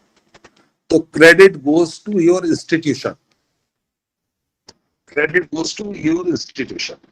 तो आप इंस्टीट्यूशन का जो बैनर है उसको रेस्पेक्ट करिए, उसको बहुत रेस्पेक्ट करिए। फिर उसमें जो फैकल्टी है या जिनके माध्यम से आप जुड़ रहे हैं उनका रिस्पेक्ट करिए, उनका आभार मानिए। क्योंकि अगर आप इंडिविजुअल आएंगे, किसी कंपनी में जाएंगे, तो शायद आपकी मुलाकात ही नहीं हो पाएगी लोगों से। कैसे मुलाकात होगी बताइए? तो जब आप किसी प्लेटफॉर्म के थ्रू मिलते हैं और तभी आपको अपॉर्चुनिटी मिलती है। तो मैं आपसे ये कहना चाहूंगा, सभी बच्चों से कहना चाहूंगा कि छोटे छोटे प्रयास करिए। यदि आप किसी मोहल्ले में रहते हैं तो मोहल्ले की समिति को ज्वाइन करिए। यदि आप महिला कोई समिति है उसको ज्वाइन करिए। फिर आप और बड़े में जाते हैं, शहर की कोई समिति है उसको ज्वाइन करिए। यदि आप किसी नेशनल लेवल पर किसी एक्टिविटी में है तो उसको ज्वाइन करिए। उससे फायदा ये होगा कि आप अकेलापन फील नहीं करेंगे, आपके साथ एक स्ट्रेंथ हो जाएगी। आप देखिए कि यदि आप अकेले हैं, कोई काम कराने जाते हैं तो आप इंडिविजुअल हैं, लेकिन यदि आप गुप्ता जी से बात बोलते हैं तो हो सकता है गुप्ता जी का 20 साल से वो मूव कर रहे हैं डिफरेंट इंस्टीट्यूशन में, तो वो 1 सेकंड में कहेंगे अरे नहीं ये तो मेरे परिचित है, अभी आपका ये काम हो जाएगा। तो आपका कनेक्टिविटी से फायदा हुआ। मैं आज भी यही करता हूँ, मैं ट्रैवल करता हूँ तो एयरपोर्ट पे अगर 4 घंटे इंतजार करना है तो इंतजार में ये सोचते हैं चलो 4 लोगों से मुलाकात हो जाती तो अच्छी बात है। और कई बार ऐसा हुआ जीवन में कि हम किसी एयरपोर्ट बैठे हैं, 4 घंटे या 5 घंटे का वो है, इसमें ऐसे लोगों से मित्रता हो गई कि वो आज भी कायम है। तो नेटवर्किंग, बच्चों को मैं बोलना चाहूंगा कि नेटवर्किंग को ज्यादा से ज्यादा प्रमोट करिए, लोगों से मिलिए। लोगों से मिलने से फायदा क्या होता है कि आपकी एरोगेंसी कम होती है, आप धरातल में सोचने पे मजबूर होते हैं। आप ये महसूस करते हैं कि कोई सफलतम व्यक्ति कितने विनम्रता से बात कर रहा है, या कोई, आप देखिए अकेले भोपाल शहर में आप समृद्धतम व्यक्ति नहीं हो सकते हैं, कोई नहीं हो सकता है। मैं तो सबसे कहता हूं कि आप भोपाल तो छोड़िए, गली में आप नंबर 1 नहीं हो सकते हैं। आप अहंकार जरूर पाले रहिए कि मैं इतना प्रॉस्पेरस हूं या समृद्ध हूं या बड़ा आदमी हूं, तो ये सब गलत धारणाएं होती हैं। तो जब आप नेटवर्किंग में लोगों से मिलते हैं तो आपको पता चलता है कि कितने विनम्र लोग हैं, कितने सफलतम लोग हैं, हमको क्या सीखना चाहिए, इनसे कनेक्टिविटी से हम कैसे आगे बढ़ सकते हैं। तो आपकी शक्ति कई गुना बढ़ जाती है। अगर आपको सफल होना है तो आप नेटवर्किंग रखिए, मेंबरशिप लीजिए, ऑर्गेनाइजेशन से जुड़िए, उनके थ्रू आप एकदम आगे बढ़ जाएंगे।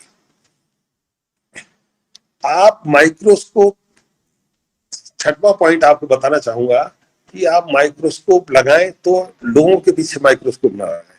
आप माइक्रोस्कोप लगाएं तो अपने काम पर के लगाएं। आप देखिए बहुत सारे लोगों को जॉब इसलिए नहीं मिल पाता है कि वो कैजुअल तरीके से चलते हैं। मेरे पास लगभग हफ्ते में 7 या 8 लोग अपना बायोडेटा छोड़ जाते हैं, और महीने में तो कम से कम और ज्यादा हो जाते होंगे, 20-25 आ जाते होंगे या मेल से आ जाते हैं। तो मैं सबको पहले, ये हम लोगों ने डिसाइड कर रखा है, कोई भी हमारे कैंपस में आएगा तो उसको पहले बिठा लो, 1 गिलास पानी पिलाओ और फिर उसको विनम्रता से बोल दो कि आपका बायोडेटा आप अननेसेसरी इसमें आप दे रहे हैं, अभी हमारे पास रिक्वायरमेंट नहीं है। तो इसमें आदमी को सेटिस्फेक्शन मिलता है और वो चला जाता है। लेकिन आप ये देखिए कि जब हम पूरी तैयारी नहीं करते हैं, हम सोचते हैं कि हमको जॉब मिल जाए, कैसे मिल जाएगा। बी फार्म कर लेते हैं, एम फार्म कर लेते हैं, लोग सैकड़ों की संख्या में कर लेते हैं, बहुत सारे इंस्टीट्यूशन है। लेकिन इंडस्ट्री में रिक्वायरमेंट क्या है? इंडस्ट्री में रिक्वायरमेंट है कि उसको HPLC चलाने वाला चाहिए, उसको UV स्पेक्ट्रोफोटोमीटर चलाने वाला चाहिए, उसको लैब में काम करने वाला चाहिए। तो जो प्रैक्टिकल एक्सपीरियंस है वो उसमें स्किल डेवलप नहीं हो पाती। डॉक्टर गुप्ता जी और जितने फैकल्टी मेंबर हैं खुद महसूस करेंगे कि भोपाल में लगभग 50 से भी ज्यादा फार्मेसी कॉलेजेस हैं, इंजीनियरिंग कॉलेजेस 100 के लगभग होंगे। मध्य प्रदेश में कितने सैकड़ों की संख्या में कॉलेजेस हैं। और आप देखिए, मैं बहुत सारे इंस्टीट्यूशन में गया हूँ, सब लोगों ने स्पेक्ट्रोफोटोमीटर लगा रखे हैं, HPLC लगा रखे हैं, बहुत सारे महंगे इक्विपमेंट लगा रखे हैं, क्योंकि जो ओनर होता है इंस्टीट्यूट का वो चाहता है कि मेरे पास सारी सुविधाएं हों। पॉलिटेक्निक्स में भी बहुत अच्छे अच्छे इक्विपमेंट लगे हैं। तो इक्विपमेंट लगाना बात अलग है, लेकिन उस पर स्किल डेवलप कराना बात अलग है। स्किल डेवलप तभी होगी जब आप भरपूर उस पर घंटों काम करेंगे एक सब्जेक्ट पर। होता यह है कि बहुत सारे HPLC अकेले भोपाल में मैं समझता हूँ लगभग 20 लगे होंगे अलग अलग इंस्टीट्यूशन में, लेकिन 20 में एक भी ऑपरेशनल दिन रात वाला नहीं होगा। स्पेक्ट्रोफोटोमीटर है या HPLC एक अपने आप में इंडस्ट्री के बराबर खर्च है इनमें। 10 लाख 15 लाख 20 लाख एक फोटो कॉपियर से 3 लाख की या 2 लाख की फोटो कॉपियर से एक आदमी का परिवार चल जाता है। और HPLC और स्पेक्ट्रोफोटोमीटर और एटॉमिक एब्जॉर्प्शन स्पेक्ट्रोफोटोमीटर और कई तरह के इक्विपमेंट्स एक 1.5 करोड़ के कई जगह लगे हुए हैं। और उनसे आउटपुट क्या है आप देखिए, उसका फाइनेंशियल एनालिसिस करिए, तो जितने का लगता है उतने से भी उसका आउटपुट नहीं मिलता है। तो ये कहीं ना कहीं हमारी प्लानिंग में गलती है, कहीं ना कहीं हमारे इसमें गलती है कि हम नेटवर्किंग नहीं कर पा रहे हैं। अदरवाइज इंडस्ट्री से सैंपल लें, इंडस्ट्री को बोलें कि आपको क्या जरूरत है, हम बच्चों से ये करवाएंगे, एनालिसिस करवाएंगे। तो जहां पर जितने कंट्रीज में मैं जाता हूँ विदेशों में ये होता है, जो डेवलप कंट्रीज हैं, कि अगर कोई इक्विपमेंट है या कोई फैसिलिटी है तो वो मैक्सिमम कोशिश करते हैं कि इंडस्ट्री के जितने सैंपल्स मिल सकें, इंडस्ट्री से जितना कोलैबोरेशन हो सके, उसका मैक्सिमम वर्कफोर्स स्टूडेंट्स का उस पर लगाएं। उससे उनकी स्किल डेवलप होती है, स्किल डेवलप होने के बाद उनको जॉब मिलने में कोई दिक्कत नहीं होती है। तो ये थोड़ा सा इस आज के प्रोग्राम से हटके मैं बोल रहा हूँ, सिर्फ इंफॉर्मेशन देने के लिए। आज का सब्जेक्ट नहीं है, फ्यूचर में जब हम लोग कोई कैरिकुलम पे मीटिंग करेंगे या प्लानिंग पे करेंगे उस वक्त कहेंगे ये बच्चों से रिलेटेड नहीं है। बच्चों को तो मैं सिर्फ इसके माध्यम से ये कहना चाहूंगा कि आप पढ़ाई के दौरान एक कोई स्किल पे फोकस करिए, एक पे जरूर करिए कि मुझे ये करना है। आप देखिए लोग मेरे से पूछते हैं कि फार्मा इंडस्ट्री में किस तरह के जॉब्स आप भी उनको दे दीजिए, तो मैं कहता हूँ मुझे ऐसे जनरल जॉब की जरूरत नहीं है। मुझे जरूरत है यदि आप इंटरनेशनल डोजियर बनाने वाले 5 स्टूडेंट देते मैं कल से जॉब कर सकता हूँ।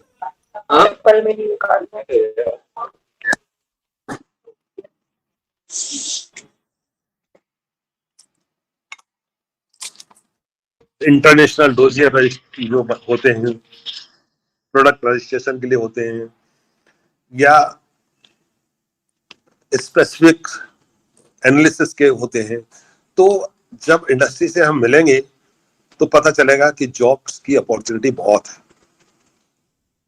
वैसे जॉब्स कहीं नहीं मिलेंगे, लेकिन अगर आप इंडस्ट्री के टच में आएंगे और बच्चे ये डिसाइड करेंगे कि मुझे ये बनना है, तो हर हालत में फिर उनको जॉब मिलेंगे।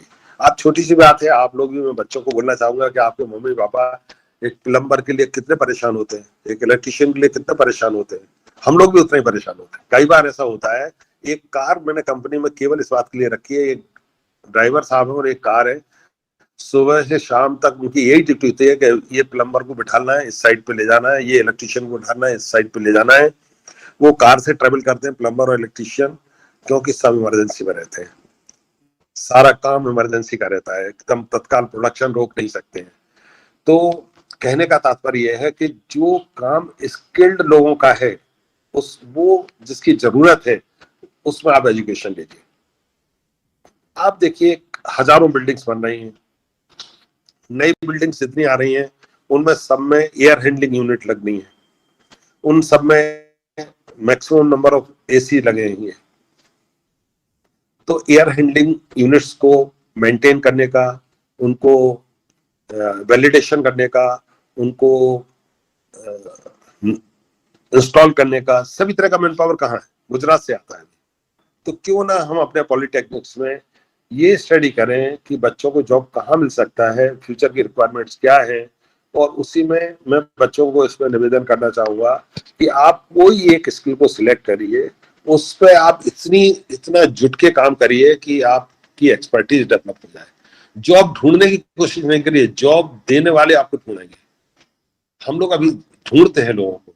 आप देखिए, अगर मैं एक विज्ञापन निकालूं तो ऑफिस में काम करने के लिए स्टाफ चाहिए, तो एक पोस्ट के एवज में 100 से ज्यादा एप्लीकेशन आई। लेकिन रिपीटेडली अगर मैं कहूं कि मुझे मशीन ऑपरेटर चाहिए, रोटरी मशीन ऑपरेटर चाहिए, तो आज 4 बार ऐड निकालेंगे, एक भी एप्लीकेशन नहीं आएगी। तो कहीं ना कहीं तो गैप है। और मैं ये कई बार हो चुका है मेरे साथ कि मैंने ऑपरेटर के लिए विज्ञापन दिया और एक भी एप्लीकेशन नहीं है, नॉट ए सिंगल। और यदि आप कर दीजिए कि ऑफिस में स्टाफ की जरूरत है, जहां पर नेट हो, जहां पर फेसबुक हो, जहां पर व्हाट्सएप हो, जहां पर कंप्यूटर लगा हो, जहां एसी लगा हो, उस वाली सीट के लिए एक के बदले में 100 लोग उपलब्ध हैं।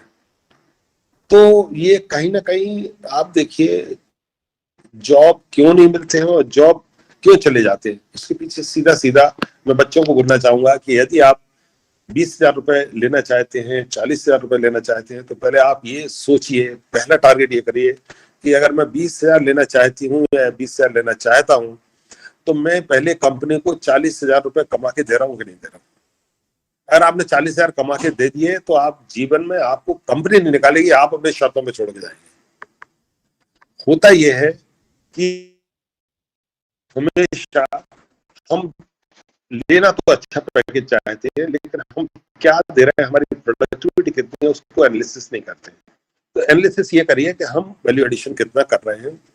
चाहे ये रूल घर में भी लागू होता है, ये सोसाइटी में भी लागू होता है, और ये फैक्ट्री में भी लागू होता है, और ये ग्लोबल लेवल पे भी लागू होता है। दुनिया में अगर कोई भी नौकरी जाती है तो आप ये मान के चलिए कि कहीं ना कहीं उसकी प्रोडक्टिविटी में कमी है।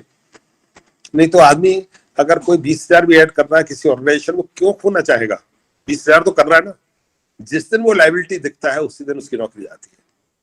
तो अपने आप को आप लायबिलिटी मत बनाइए, ना घर के ऊपर बनाइए, ना भाइयों के ऊपर बनाइए, ना बहनों के ऊपर बनाइए, ना पेरेंट्स के ऊपर बनाइए। अपने को लायबिलिटी मत बनाइए, आप अपने आप को एसेट में कन्वर्ट करिए।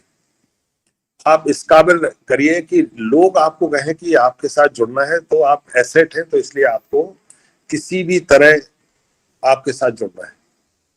तब आपकी इंपॉर्टेंस होगी और तभी आप सफलतम व्यक्ति कहलाएंगे। तो ये छोटी छोटी बातें हैं जो हम लोग अपने दिन रात इसमें करते रहते हैं, अपने खुद के स्किल से डेवलप करते रहते हैं। और गुप्ता जी, मैं इस बात में विश्वास करता हूँ कि बहुत सारी मैनेजमेंट की जो बुक्स हैं या जो हमको पढ़ाया जाता है, और कई बार उन बातों से मैं सहमत नहीं होता हूँ, क्योंकि हम लोग पिछले कई सालों से 20 से 25 सालों से इंटरनेशनल बहुत सारे सेमिनार, वर्कशॉप और मैनेजमेंट में जितने वो होते हैं, हमको यही पढ़ाया जाता है कि आदमी से काम कितना ज्यादा लेना है, मैक्सिमम का यूटिलाइजेशन कैसे करना है, उसको मैक्सिमम प्रेशर में कैसे रखना है, उससे कितना ज्यादा से ज्यादा, जितनी आप सैलरी दे रहे हैं उससे ज्यादा कैसे उससे उसका आउटपुट लेना है, उसका टाइम कैसे आपको मैक्सिमम यूटिलाइज करना है, वो 1 सेकंड भी लेट ना आ जाए, 1 सेकंड वो पहले ना चला जाए। और पिछले 20, 30, 40 साल से यही मैनेजमेंट में पढ़ाया जा रहा है कि लोगों का मैक्सिमम यूटिलाइजेशन कैसे किया जाए। थोड़ा मैं डिफरेंट तरीके से सोचता हूँ, और हमने अपनी कंपनी में अलग से इसके लिए मैंडेट बनाया है कि हैप्पीनेस कैसे बढ़ाई जाए, हैप्पीनेस कैसे बढ़ाई जाए, लोगों को ज्यादा फ्रीडम कैसे दिया जाए, लोगों की लाइफ में हैप्पीनेस कैसे आए, एक छोटे से ऑर्गेनाइजेशन में भी कैसे हैप्पीनेस ला सकते हैं, छोटे छोटे एफर्ट से भी कैसे कर सकते हैं।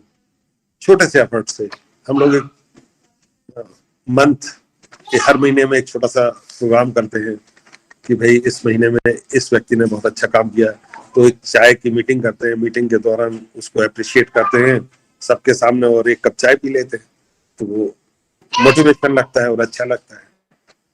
तो अकेले मैनेजमेंट की बुक्स, अकेले मैनेजमेंट के थॉट्स और अकेले मैनेजमेंट के रूल्स से आप हैप्पीनेस या बहुत बड़ी सफलता नहीं प्राप्त कर सकते।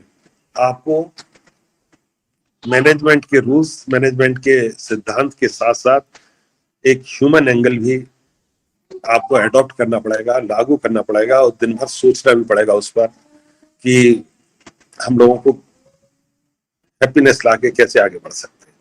तो इस तरह के हम लोग करते रहते हैं प्रयास। और मुझे तो इस बात की खुशी है कि ना तो मैं पब्लिक उसमें गया हूँ, लिमिटेड कंपनी बना के पब्लिक शेयर में गया हूँ, ना मैंने बहुत सारा लोन लिया है। इस इंडस्ट्री एरिया गोविंदपुरा में 1100 इंडस्ट्रीज में मैं ये गर्व के साथ कह सकता हूँ कि हैप्पीनेस में हमारी इंडस्ट्री काफी कुछ आगे, मतलब तो पहले ही नंबर पे होगी। और दूसरी बात, इस फैक्ट्री में 0 लोन है, 1 नए पैसे का लोन किसी इंस्टीट्यूशन का नहीं। तो मैं यही सोचता हूं कि बिना कोई बहुत बड़ा लोन का बर्डन लिए यदि हम लोग काम कर सकते हैं, लोगों में हैप्पीनेस दे सकते हैं और अपनी ग्लोबल प्रेजेंस बना सकते हैं और मिलजुल के सब लोग अच्छी तरह से रह सकते हैं, तो हमारा उद्देश्य पूरा होता है। हम सब लोगों का इस कंपनी में प्राइम ऑब्जेक्ट रहता है कि लोग जब इस कैंपस में आए काम करने के लिए, शाम को जाएं तो वो कोई अपमान, कोई दर्द, कोई किसी का बुरी फीलिंग लेके सीढ़ी ना उतरे। सीढ़ी से उतरते वक्त वो हमेशा खुश होके जाएं, अच्छा ऊर्जा लेके जाएं, निराश होके ना जाएं। ये हमारा उद्देश्य डेली रहता है। रोज इसको मॉनिटर करते हैं। किसी को अगर किसी ने कुछ बोल भी दिया तो उसको ये कहा जाता है कि भाई मैनेजमेंट तो आपसे नहीं बोलता है, तो आप अपने साथ में जो काम कर रहा है कर्मचारी, उसको आपने कैसे बोला।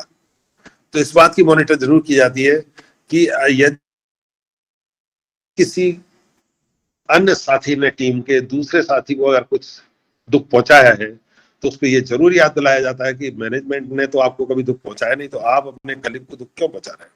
तो जाते वक्त व्यक्ति के मन में हैप्पीनेस रहे, इस बात का ख्याल 365 दिन रखा जाता है, रोज रखा जाता है कि कोई आदमी ये भाव लेके ना जाए कि फैक्ट्री में मुझे डांट पड़ी, फैक्ट्री में मुझे अपमान हुआ, फैक्ट्री में मुझे मेरी गलती हो गई तो मेरे को प्रेशर में हूं और उसकी वजह से ग्रोथ अच्छी हो रही है और निरंतर हो रही है। और हम लोगों ने इंडियन मार्केट लगभग छोड़ दिया है, लगभग इंडियन मार्केट हमारा बहुत कम है।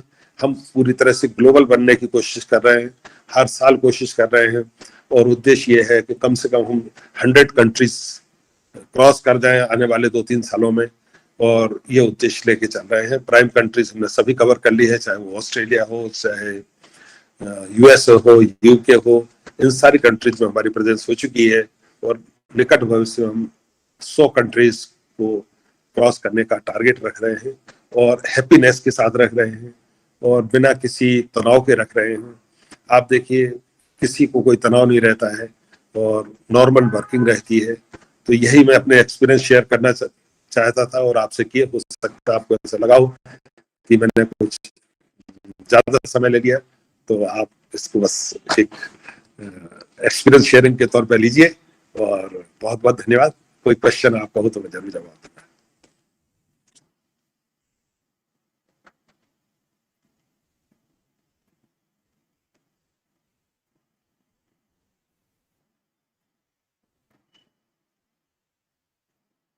जी सर। जी मेरे पास एक बच्ची का फोन ही आ गया कि ना सर मैं ये सवाल पूछना चाहती हूँ, और जी, तो मैं कहा कि भाई आप प्रोग्राम में आकर ये बात पूछिए। प्रोग्राम चल ही इसलिए रहा है कि आप इस प्रोग्राम में अपनी बात को रख सके। खैर सर, बहुत ही सुंदरता से इस प्रोग्राम को ओपन करता हूँ।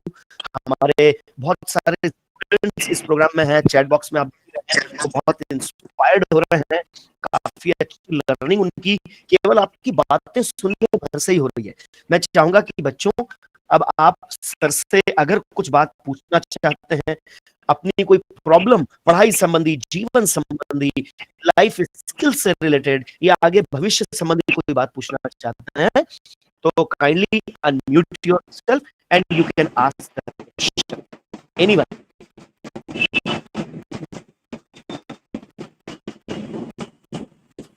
Good afternoon, sir. Sir, I'm Yashmita from IT Department, final year. And sir, first of all, I'm thankful that you come and motivated us with your inspiring words. So my question is that when we start our business, we have opposing elements and primary competitors. Competitors मतलब आप क्या initial stage की बात कर रहे हैं? Initial stage में competitor ना, फॉरगेट अबाउट दैट। कॉम्पिटिटर्स की तो बात ही मत सोचिए। आप तो ये सोचिए कि आपको अपना प्रोडक्ट कैसे नए तरीके से बनाना है। कॉम्पिटिशन तो किस में नहीं है। आप देखिए एक छोटी सी आप छोटे से छोटा प्रोडक्ट है, उसमें आपको एटलीस्ट 10 से 15 कॉम्पिटिटर्स मिल जाएंगे। कॉम्पिटिटर्स की चिंता मत करिए। आपने देखा होगा किसी मार्केट में अगर हार्डवेयर की 25 दुकानें हैं तो वो मार्केट सबसे ज्यादा चलता है। जितना अधिक कंपटीशन होगा उतना आपकी स्किल बढ़ेगी और आप अच्छे प्रोडक्ट को डेवलप करेंगे। विदाउट कंपटीशन तो आप ये मान के चलिए कि आप कभी अपने प्रोडक्ट को अच्छा बनाएंगे ही नहीं। कभी आपने देखा होगा कि 29 इंच का टीवी आता था आज से 20 साल पहले, और वो बड़े मुश्किल से मिलता था और आपको बुकिंग करना पड़ती थी और इंतजार करना पड़ता था और बड़ी मुश्किल से। अभी आप फोन कर दीजिए तो आपको 20 ऑप्शन आ जाते हैं। तो ये कंपटीशन के कारण ही क्वालिटी प्रोडक्ट डेवलप होते हैं।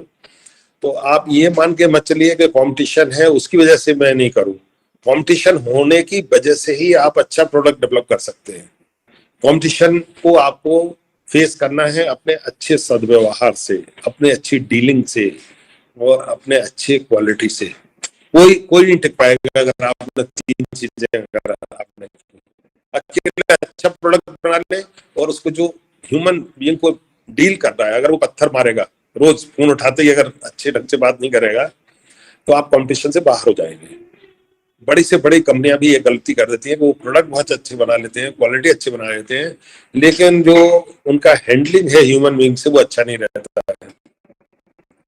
तो आपको तीनों का कॉम्बिनेशन रखना पड़ेगा कि जो जिन लोगों को जो कस्टमर के टच में आ रहा है उनकी ट्रेनिंग अच्छी हो, प्रोडक्ट अच्छा हो, क्वालिटी अच्छी हो और आपका रेट ठीक हो, तो निश्चित तौर से आप कंपटीशन में आगे। Thank you sir, keep in mind sir. चलिए, अब कोई और सवाल, अगर कोई और सवाल है बच्चों का तो प्लीज पूछिए। वैसे सर कुछ सवाल चैट बॉक्स में आ रहा है।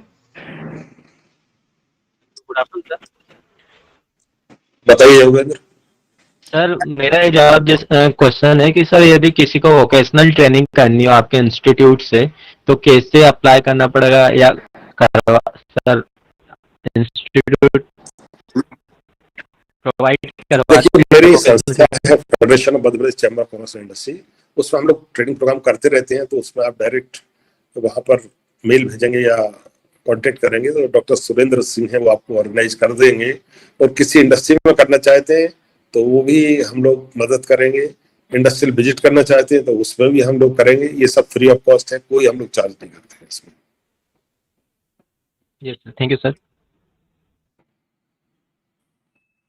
ओके, किसी और का कोई सवाल? यहाँ पर नौशीन खान एक स्टूडेंट है। नौशीन, क्या आप मुझे सुन पा रही हैं? तो आप अपना सवाल माइक अनम्यूट करके सर से सीधे बात कर सकती हैं। नौशीन हूँ। Hello sir, am I audible? Yes, you are audible.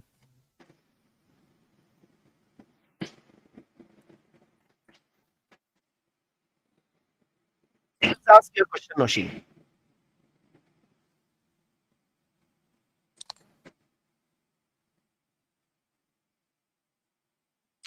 शायद नौशीन क्या नेटवर्क का इशू है। उनका सवाल मैं पढ़ देता हूं। वो जानना चाहती हैं how can we get international exposure to our business. आपने भी सर 10,000 से शुरुआत करके अपने बिजनेस को 45 कंट्रीज में पहुंचाया है, तो शायद इसलिए वो जानना चाहती कि अपने बिजनेस को विश्वव्यापी कैसे। इसके लिए नौशीन सबसे पहले आपको ये करना पड़ेगा कि कोई प्रोडक्ट डेवलप करके पहले विजिट करिए। पहला है कि पहले तो बिना प्रोडक्ट डेवलप किए आप एक कोई ट्रेड फेयर आपसे रिलेटेड है उसको विजिट करिए। विजिट करने से आपको ये पता चलेगा कि लोग प्रेजेंटेशन कैसे करते हैं, प्रोडक्ट की पैकेजिंग कैसे करते हैं, अपना कैटलॉग कैसे बनाते हैं। तो आप 1 या 2 पहले ट्रेड फेयर्स को विजिट करिए। ट्रेड फेयर विजिट करने के बाद आपको अंदाज होगा कि पैकेजिंग कैसे की जाती है, अपने प्रोडक्ट को कैसे किया जाता है। फिर उसके पश्चात आप का जिस फील्ड का प्रोडक्ट हो, सपोज आपका फूड है तो उसको एपिडा की मेंबरशिप लेना पड़ेगी आपको। फार्मा है तो फार्मिक्स की जो एक्सपोर्ट प्रमोशन काउंसिल है उसकी आप मेंबरशिप लीजिए या उनके प्रोग्राम्स को अटेंड करिए या फीओ की मेंबरशिप लीजिए। या यदि आप मेंबरशिप के लिए एलिजिबल नहीं है, यदि आपका स्टार्टअप है तो आप उनके से लिंक होकर उनके प्रोग्राम्स को पहले स्टडी करिए। और जब आपको ये पता चल जाए कि प्रोडक्ट का प्रेजेंटेशन कैसे करना है, क्योंकि प्रोडक्ट को एकदम बना के एकदम एक्सपोर्ट मार्केट में उतारना मुश्किल रहता है। सबसे पहले आपको डोमेस्टिक मार्केट में उसका टेस्ट करना पड़ेगा, क्योंकि उसमें रिस्क ये रहती है, यदि आपने एक्सपोर्ट कर दिया प्रोडक्ट, वो पैरामीटर पे पास नहीं हुआ, फेल हो गया, तो फिर आपका क्या होगा कि वो प्रोडक्ट रिजेक्ट हो जाएगा। तो रिजेक्शन से बचने के लिए सबसे पहले आप डोमेस्टिक मार्केट में उसको लॉन्च करिए, जितने फीडबैक आए उनमें सुधार करिए, पैकेजिंग में जितने फीडबैक आए उसमें सुधार करिए। जब आपको लगे कि ये प्रोडक्ट हमारे नेशनल लेवल पे अच्छा एक्सेप्टेबिलिटी हो गई है, इसकी जितनी कमियां हैं वो दूर हो गई हैं, फिर आप इंटरनेशनल मार्केट में एक कंट्री को पहले फोकस करिए। सबसे ज्यादा जो स्मॉल एंटरप्राइज है वो गलती क्या करती है कि प्रोडक्ट एक होता है या दो होते हैं, वो उनको 10 कंट्री में ले जाना चाहते हैं, कभी सफल नहीं होते। इसीलिए वो क्या कर देते हैं, सबसे पहली गलती ये कर देते हैं कि वो वर्ल्ड वाइड मार्केट की कोशिश करते हैं। वर्ल्ड वाइड मार्केट आप छोटा छोटा अमेजोन पर या उसमें तो भेज सकते हैं कि $100 का बिक गया, $50 का बिक गया, लेकिन प्रॉपर तरीके से जैसे कोई प्रोडक्ट को लॉन्च करते हैं तो उसको पहले आपको 1 या 2 कंट्री को फोकस करके करना चाहिए। जब 1 या 2 कंट्री में आपको सफलता मिल जाएगी, आपका गुड्स पहुंच जाएगा, तो उसको ग्रेजुअली आप बढ़ाते जाइए। Great sir. सर हमारा ये प्रोग्राम YouTube पर भी लाइव हो रहा है, तो जो बच्चे हमारे साथ गूगल चैट रूम में नहीं जुड़ पाए, they are watching the program on YouTube live. हमारे कॉलेज का जो YouTube स्थान उदयपुर जयपुर क्षेत्रों में काम कर रही है, खनिज रिलेटेड उनकी इंडस्ट्री होती है। ज्योति देवी उनका नाम है। ज्योति वांट्स टू आस्क सर, ये कैसे डिसाइड कर सकते हैं कि यही प्रोडक्शन करना सही रहेगा? बहुत अच्छा क्वेश्चन किया उन्होंने। ज्यादातर गलती क्या होती है जब एंटरप्राइज शुरू करते हैं, तो हम कंसल्टेंट के भरोसे कोई भी काम कर लेते हैं या अपने दोस्तों के कहने से कर लेते हैं। कई बार ये हो जाता है कि सुनी सुनाई बातों पे डिसीजन ले लेते हैं। कई बार कोई कहता है अरे बुटीक का बहुत अच्छा काम है, ये काम शुरू कर लीजिए। कोई कहता है कि साहब फूड इंडस्ट्री का है। तो मैं ये कहूंगा ज्योति को कि आप किसी की बात मान के कोई काम शुरू मत करिए। आप पहले उस फील्ड में बिल्कुल स्टडी करिए, और ऐसी स्टडी करिए कि मुझे इसमें बिल्कुल PhD करना है। मार्केट में ऐसा है, कंसल्टेंट ऐसे बैठे हुए हैं कि अगर 1 करोड़ में प्रोजेक्ट डलना है और आपने कहा कि मैं तो 20 लाख ही पूंजी है, तो कहेंगे हाँ 20 लाख में डल जाएगा। आपने कहा कि मुझे तो 40 लाख में डालना, तो कहेंगे 40 लाख में डल जाएगा, क्योंकि उन्हें अपनी फीस से मतलब है। तो आप किसी कंसल्टेंट के भरोसे मत करिए काम। डिसीजन आप करिए कि खुद स्टडी करिए, खुद जाइए। कभी भी रियलिस्टिक आप देखिए, पहले लोग कहते थे कि लहसुन का पाउडर बनाओ, अनियन का बनाओ, और जब लोगों ने विचारों ने किसानों ने लहसुन को उगाया और पाउडर बनाने चले, तो पता चला कि जो यील्ड आता था वो कंसल्टेंट कहते थे 15% आता था 9%। फिर जब रेट में रहते थे कंसल्टेंट कहते थे कि इसको 300 रुपये किलो बिकेगा, वो मार्केट में 150 रुपये किलो मिलता है। अभी बहुत सारे किसानों को बेवकूफ़ बनाया गया कि मूसली आप उगाइए, आपको लाखों रुपए की कमाई हो जाएगी, मेडिसिनल प्लांट उगाइए, लाखों रुपए की फायदा हो जाएगी। तो आप किसी कंसल्टेंट के भरोसे डिसीजन मत लीजिए। कंसल्टेंसी तब लीजिए, मैं ये नहीं कह रहा हूँ कंसल्टेंट खराब होते हैं या उनकी उपयोगिता नहीं होती। कंसल्टेंट भी बहुत इंपॉर्टेंट है, लेकिन बशर्ते आप पहले नॉलेज रखें उस चीज़ की, फिर उसके बाद कंसल्टेंसी लें कि अब मैं ये प्रोडक्ट को इस तरह से करना चाहती हूँ, इसमें लॉसेस कैसे कम होंगे, मशीन कौन सी ठीक रहेगी, इसकी प्रोसेस लॉस कैसे होंगे, इसका मार्केट कैसे होगा, उसके लिए आप कंसल्ट। लेकिन प्रोडक्ट का डिसीजन करने के लिए जुट के 6 महीने खुद मेहनत करिए, किसी के भरोसे मत रहिए, मेरे कहने से भी मत डालना आप। Right sir, very nice. कोई और स्टूडेंट है? एक आखिरी सवाल और ले सकते हैं, उसके बाद कार्यक्रम का समापन करेंगे। का समय बहुत अनमोल है, हमने पहले ही उनका 1.5 घंटा हमने उनसे ले लिया है। कल 11 बजे सर ने एंट्री ले ली थी हमारे प्रोग्राम में। यस गुंजन। सर मेरा ये क्वेश्चन था कि आजकल की वर्क लाइफ ऐसी हो गई है कि लोगों को स्ट्रेस बहुत होने लगा है और कुछ ऐसा एनवायरनमेंट भी क्रिएट हो गया है, तो सर स्ट्रेस मैनेजमेंट हम कैसे करें वर्क लाइफ के? गुंजन, बहुत अच्छा क्वेश्चन आपने पूछा। देखिए, मैं लगभग 42 ईयर्स से इंडस्ट्री चला रहा हूँ और बहुत सारी संस्थाओं को रिप्रेजेंट करता हूँ। दिन भर कॉल भी आते रहते हैं और मेरा इस उम्र में हर पैरामीटर 100% नॉर्मल है। आपको स्ट्रेस मैनेजमेंट करना है तो सबसे पहले तो आपको एक नॉर्मल इंसान बनना पड़ेगा। नॉर्मल, बिल्कुल कभी ये नहीं सोचना पड़ेगा कि मैं वीआईपी हूँ या मैं कोई विशेष हूँ। विशेष का बिल्कुल हटा दीजिए लेवल। मैं सुबह उठता हूँ 5 बजे, 1 घंटे पहले मैं किचन के सारे बर्तन साफ करता हूँ, नॉर्मल पूरी सफाई करता हूँ, फिर मैं निकल जाता हूँ 6 बजे और 1 घंटे 1.5 घंटे तक वहाँ पर पूरे गार्डन की सफाई, वहाँ का पूरा फार्म हाउस की सफाई और दौड़ना और सब कुछ करना। 9 बजे वहाँ से आता हूँ। तो ये पूरे 365 डेज करता हूँ। 365 डेज मैं वहाँ पर जाता हूँ। तो और नॉर्मल इंसान की तरह रहना है, कभी वीआईपी नहीं बनना।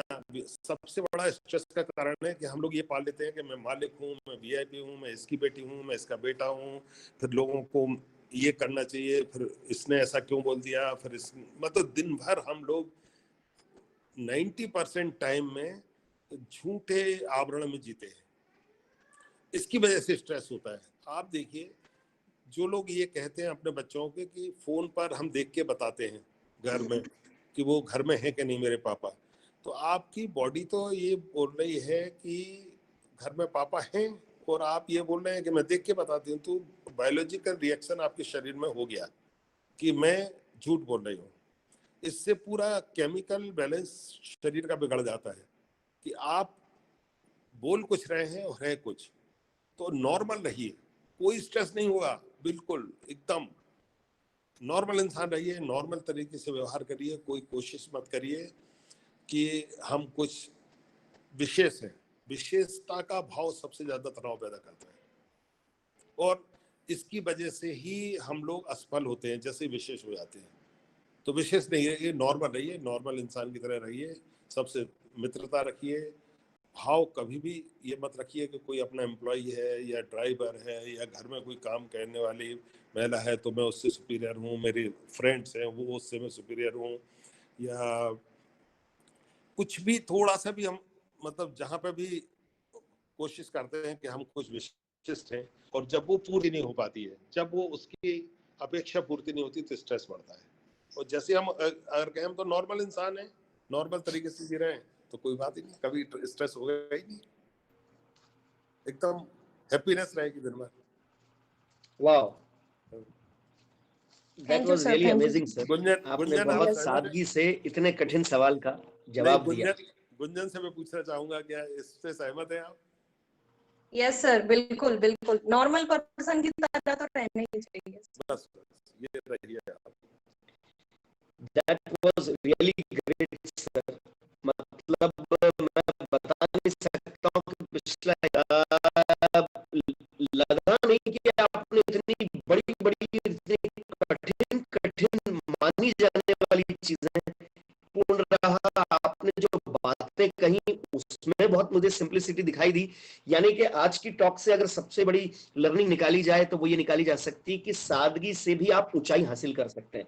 क्योंकि सर आप बच्चों से कहना चाहूंगा, ये जो शख्सियत हमारे सामने बैठी हुई है, कैन यू इमेजिन कि इन्होंने इतने छोटे से पूंजी के साथ अपना बिजनेस शुरू किया, क्या क्या कठिनाइयां इन्होंने उस दौर में झेली जब जिसकी एक छोटी सी वानगी इन्होंने टेलीफोन कनेक्शन लेने का एग्जाम्पल देके हमारे सामने बताई थी, और उसको लेकर आज वर्ल्ड की 45 कंट्रीज में सर का बिजनेस, हिंद फार्मा का बिजनेस डेवलप है।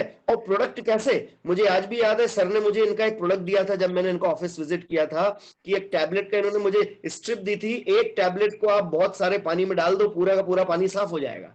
Such an interesting and life changing product. और ये जो मैं बता रहा हूं आपको, ये जो आजकल हम सैनिटाइजर यूज कर रहे हैं जो कि एक तरीके से मोस्ट इंपॉर्टेंट एलिमेंट हो गया हमारी लाइफ का, वो सर बना रहे हैं। मेरे पास प्रोडक्शन के दौरान कई सारे लॉकडाउन के दौरान कई लोगों के फोन आते थे कि भाई हमें हिंद फार्मा का वो प्रोडक्ट कैसे मिलेगा, मार्केट में एकदम से उसकी डिमांड बहुत ज्यादा बढ़ गई है। सो इस तरह के कुछ प्रोडक्ट हैं सर। आपका विजन बहुत शानदार है, आपकी सिंप्लिसिटी के बारे में मैंने बता ही दिया है। सबसे बड़ी बात यह है कि आपने जो बातें बताई वो शायद आप इसलिए इतने अच्छे से बता पाए हैं क्योंकि आप जो कहते हैं वो करते हैं, और जो आपने किया है वही आपने तो कहा है। तो इसलिए आपके लिए मेरे ख्याल से कोई संकट नहीं रहा होगा अपनी बातों को इतनी सामान्य तरीके से रखकर हमारे बच्चों को इतनी ग्रेट लर्निंग देने के लिए। मैं चाहूंगा कि क्या भूतड़ा सर अभी इस कॉल पर हमारे साथ हैं? राजेंद्र भूतड़ा सर, ऐसे कई सारे और फैकल्टी हमारे साथ इस प्रोग्राम में रहे हैं सर, पूरे मध्य प्रदेश से, जो इस प्रोग्राम में आपकी बातों को सुन रहे थे। बच्चे इलेक्ट्रॉनिक्स एंड टेलीकम्युनिकेशन विभाग, कंप्यूटर साइंस विभाग, architecture and interior designing department, modern office management department, ऐसे कई सारे डिपार्टमेंट्स के बच्चे हैं इस कॉल पे, जो कि आपसे लाइफ स्किल्स की ये जो बातें हैं, ऑफिस मैनेजमेंट की बातें, आपने जो फाइल मैनेजमेंट का कॉन्सेप्ट बताया है, वो जरूरी नहीं कि बच्चा उसके लिए कोई मैनेजर के पद पे हो, ये तो आम जीवन में भी बहुत आवश्यक है। और जब आप ये बातें बता रहे थे तो मुझे मेरी ऑफिस की टेबल दिखाई दे रही थी, जिसमें बहुत सारी फाइल और बहुत सारा सामान पड़ा हुआ है। मैं आपसे बहुत इंस्पायर हुआ हूँ। आपकी इस टॉक के बाद मैं अपने आप को मैनेज करूंगा जिन तरीकों से आपने बातें बताई हैं। I am really grateful to you sir. बच्चों से रिक्वेस्ट करूंगा, कहना चाहूंगा कि मैंने एक फीडबैक लिंक चैट बॉक्स में डाली है, ओके। और सुरेंद्र जी, जो कि सर की ही टीम के एक मेंबर हैं federation of Madhya Pradesh chambers and commerce के, उन्होंने भी कुछ लिंक्स और वेबसाइट के लिंक्स यहाँ पर शेयर किए हैं। आप सर से भविष्य में, सर के संगठन से भविष्य में कांटेक्ट में रहना चाहते हैं, इंस्पिरेशन लेना चाहते हैं, कुछ मार्गदर्शन लेना चाहते हैं, तो इस माध्यम से आप सर तक अपनी बात पहुंचा सकते हैं। फीडबैक फॉर्म मैंने दिया है, आप उसको जरूर भरें, क्योंकि एवरी सैटरडे मेरे सामने चैलेंज रहता है कि अब कौन।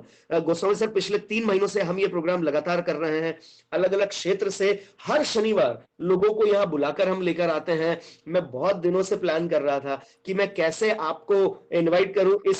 इस बार मैंने हिम्मत की कि मैं आपसे डायरेक्ट बात करूं, और मुझे बहुत खुशी है कि इतनी बड़ी शख्सियत होने के बावजूद आपने बिल्कुल सहृदयता से मेरा इन्विटेशन स्वीकार किया।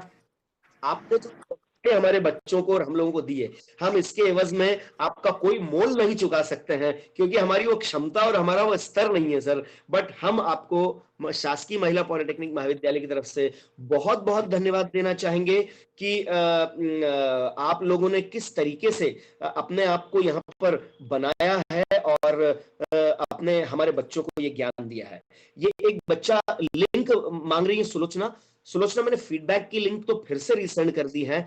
कॉल को अभी मैं चालू रखूंगा और गोस्वामी सर को बहुत बहुत धन्यवाद दूंगा कि सर आप, और जब लॉकडाउन खत्म होगा तो हम चाहेंगे फिजिकली, कोरोना का प्रभाव जब खत्म होगा, फिजिकली हम आपको बुलाना चाहेंगे, क्योंकि फिजिकल इंटरेक्शन में जो इंस्पिरेशन होती है उसकी बात कुछ और होती है। हालांकि आपने यहाँ पर भी हमें बहुत इंस्पायर किया है, so we are really thankful for that sir. Thank you very much. नमस्कार। थैंक यू, बहुत बहुत धन्यवाद सर। सर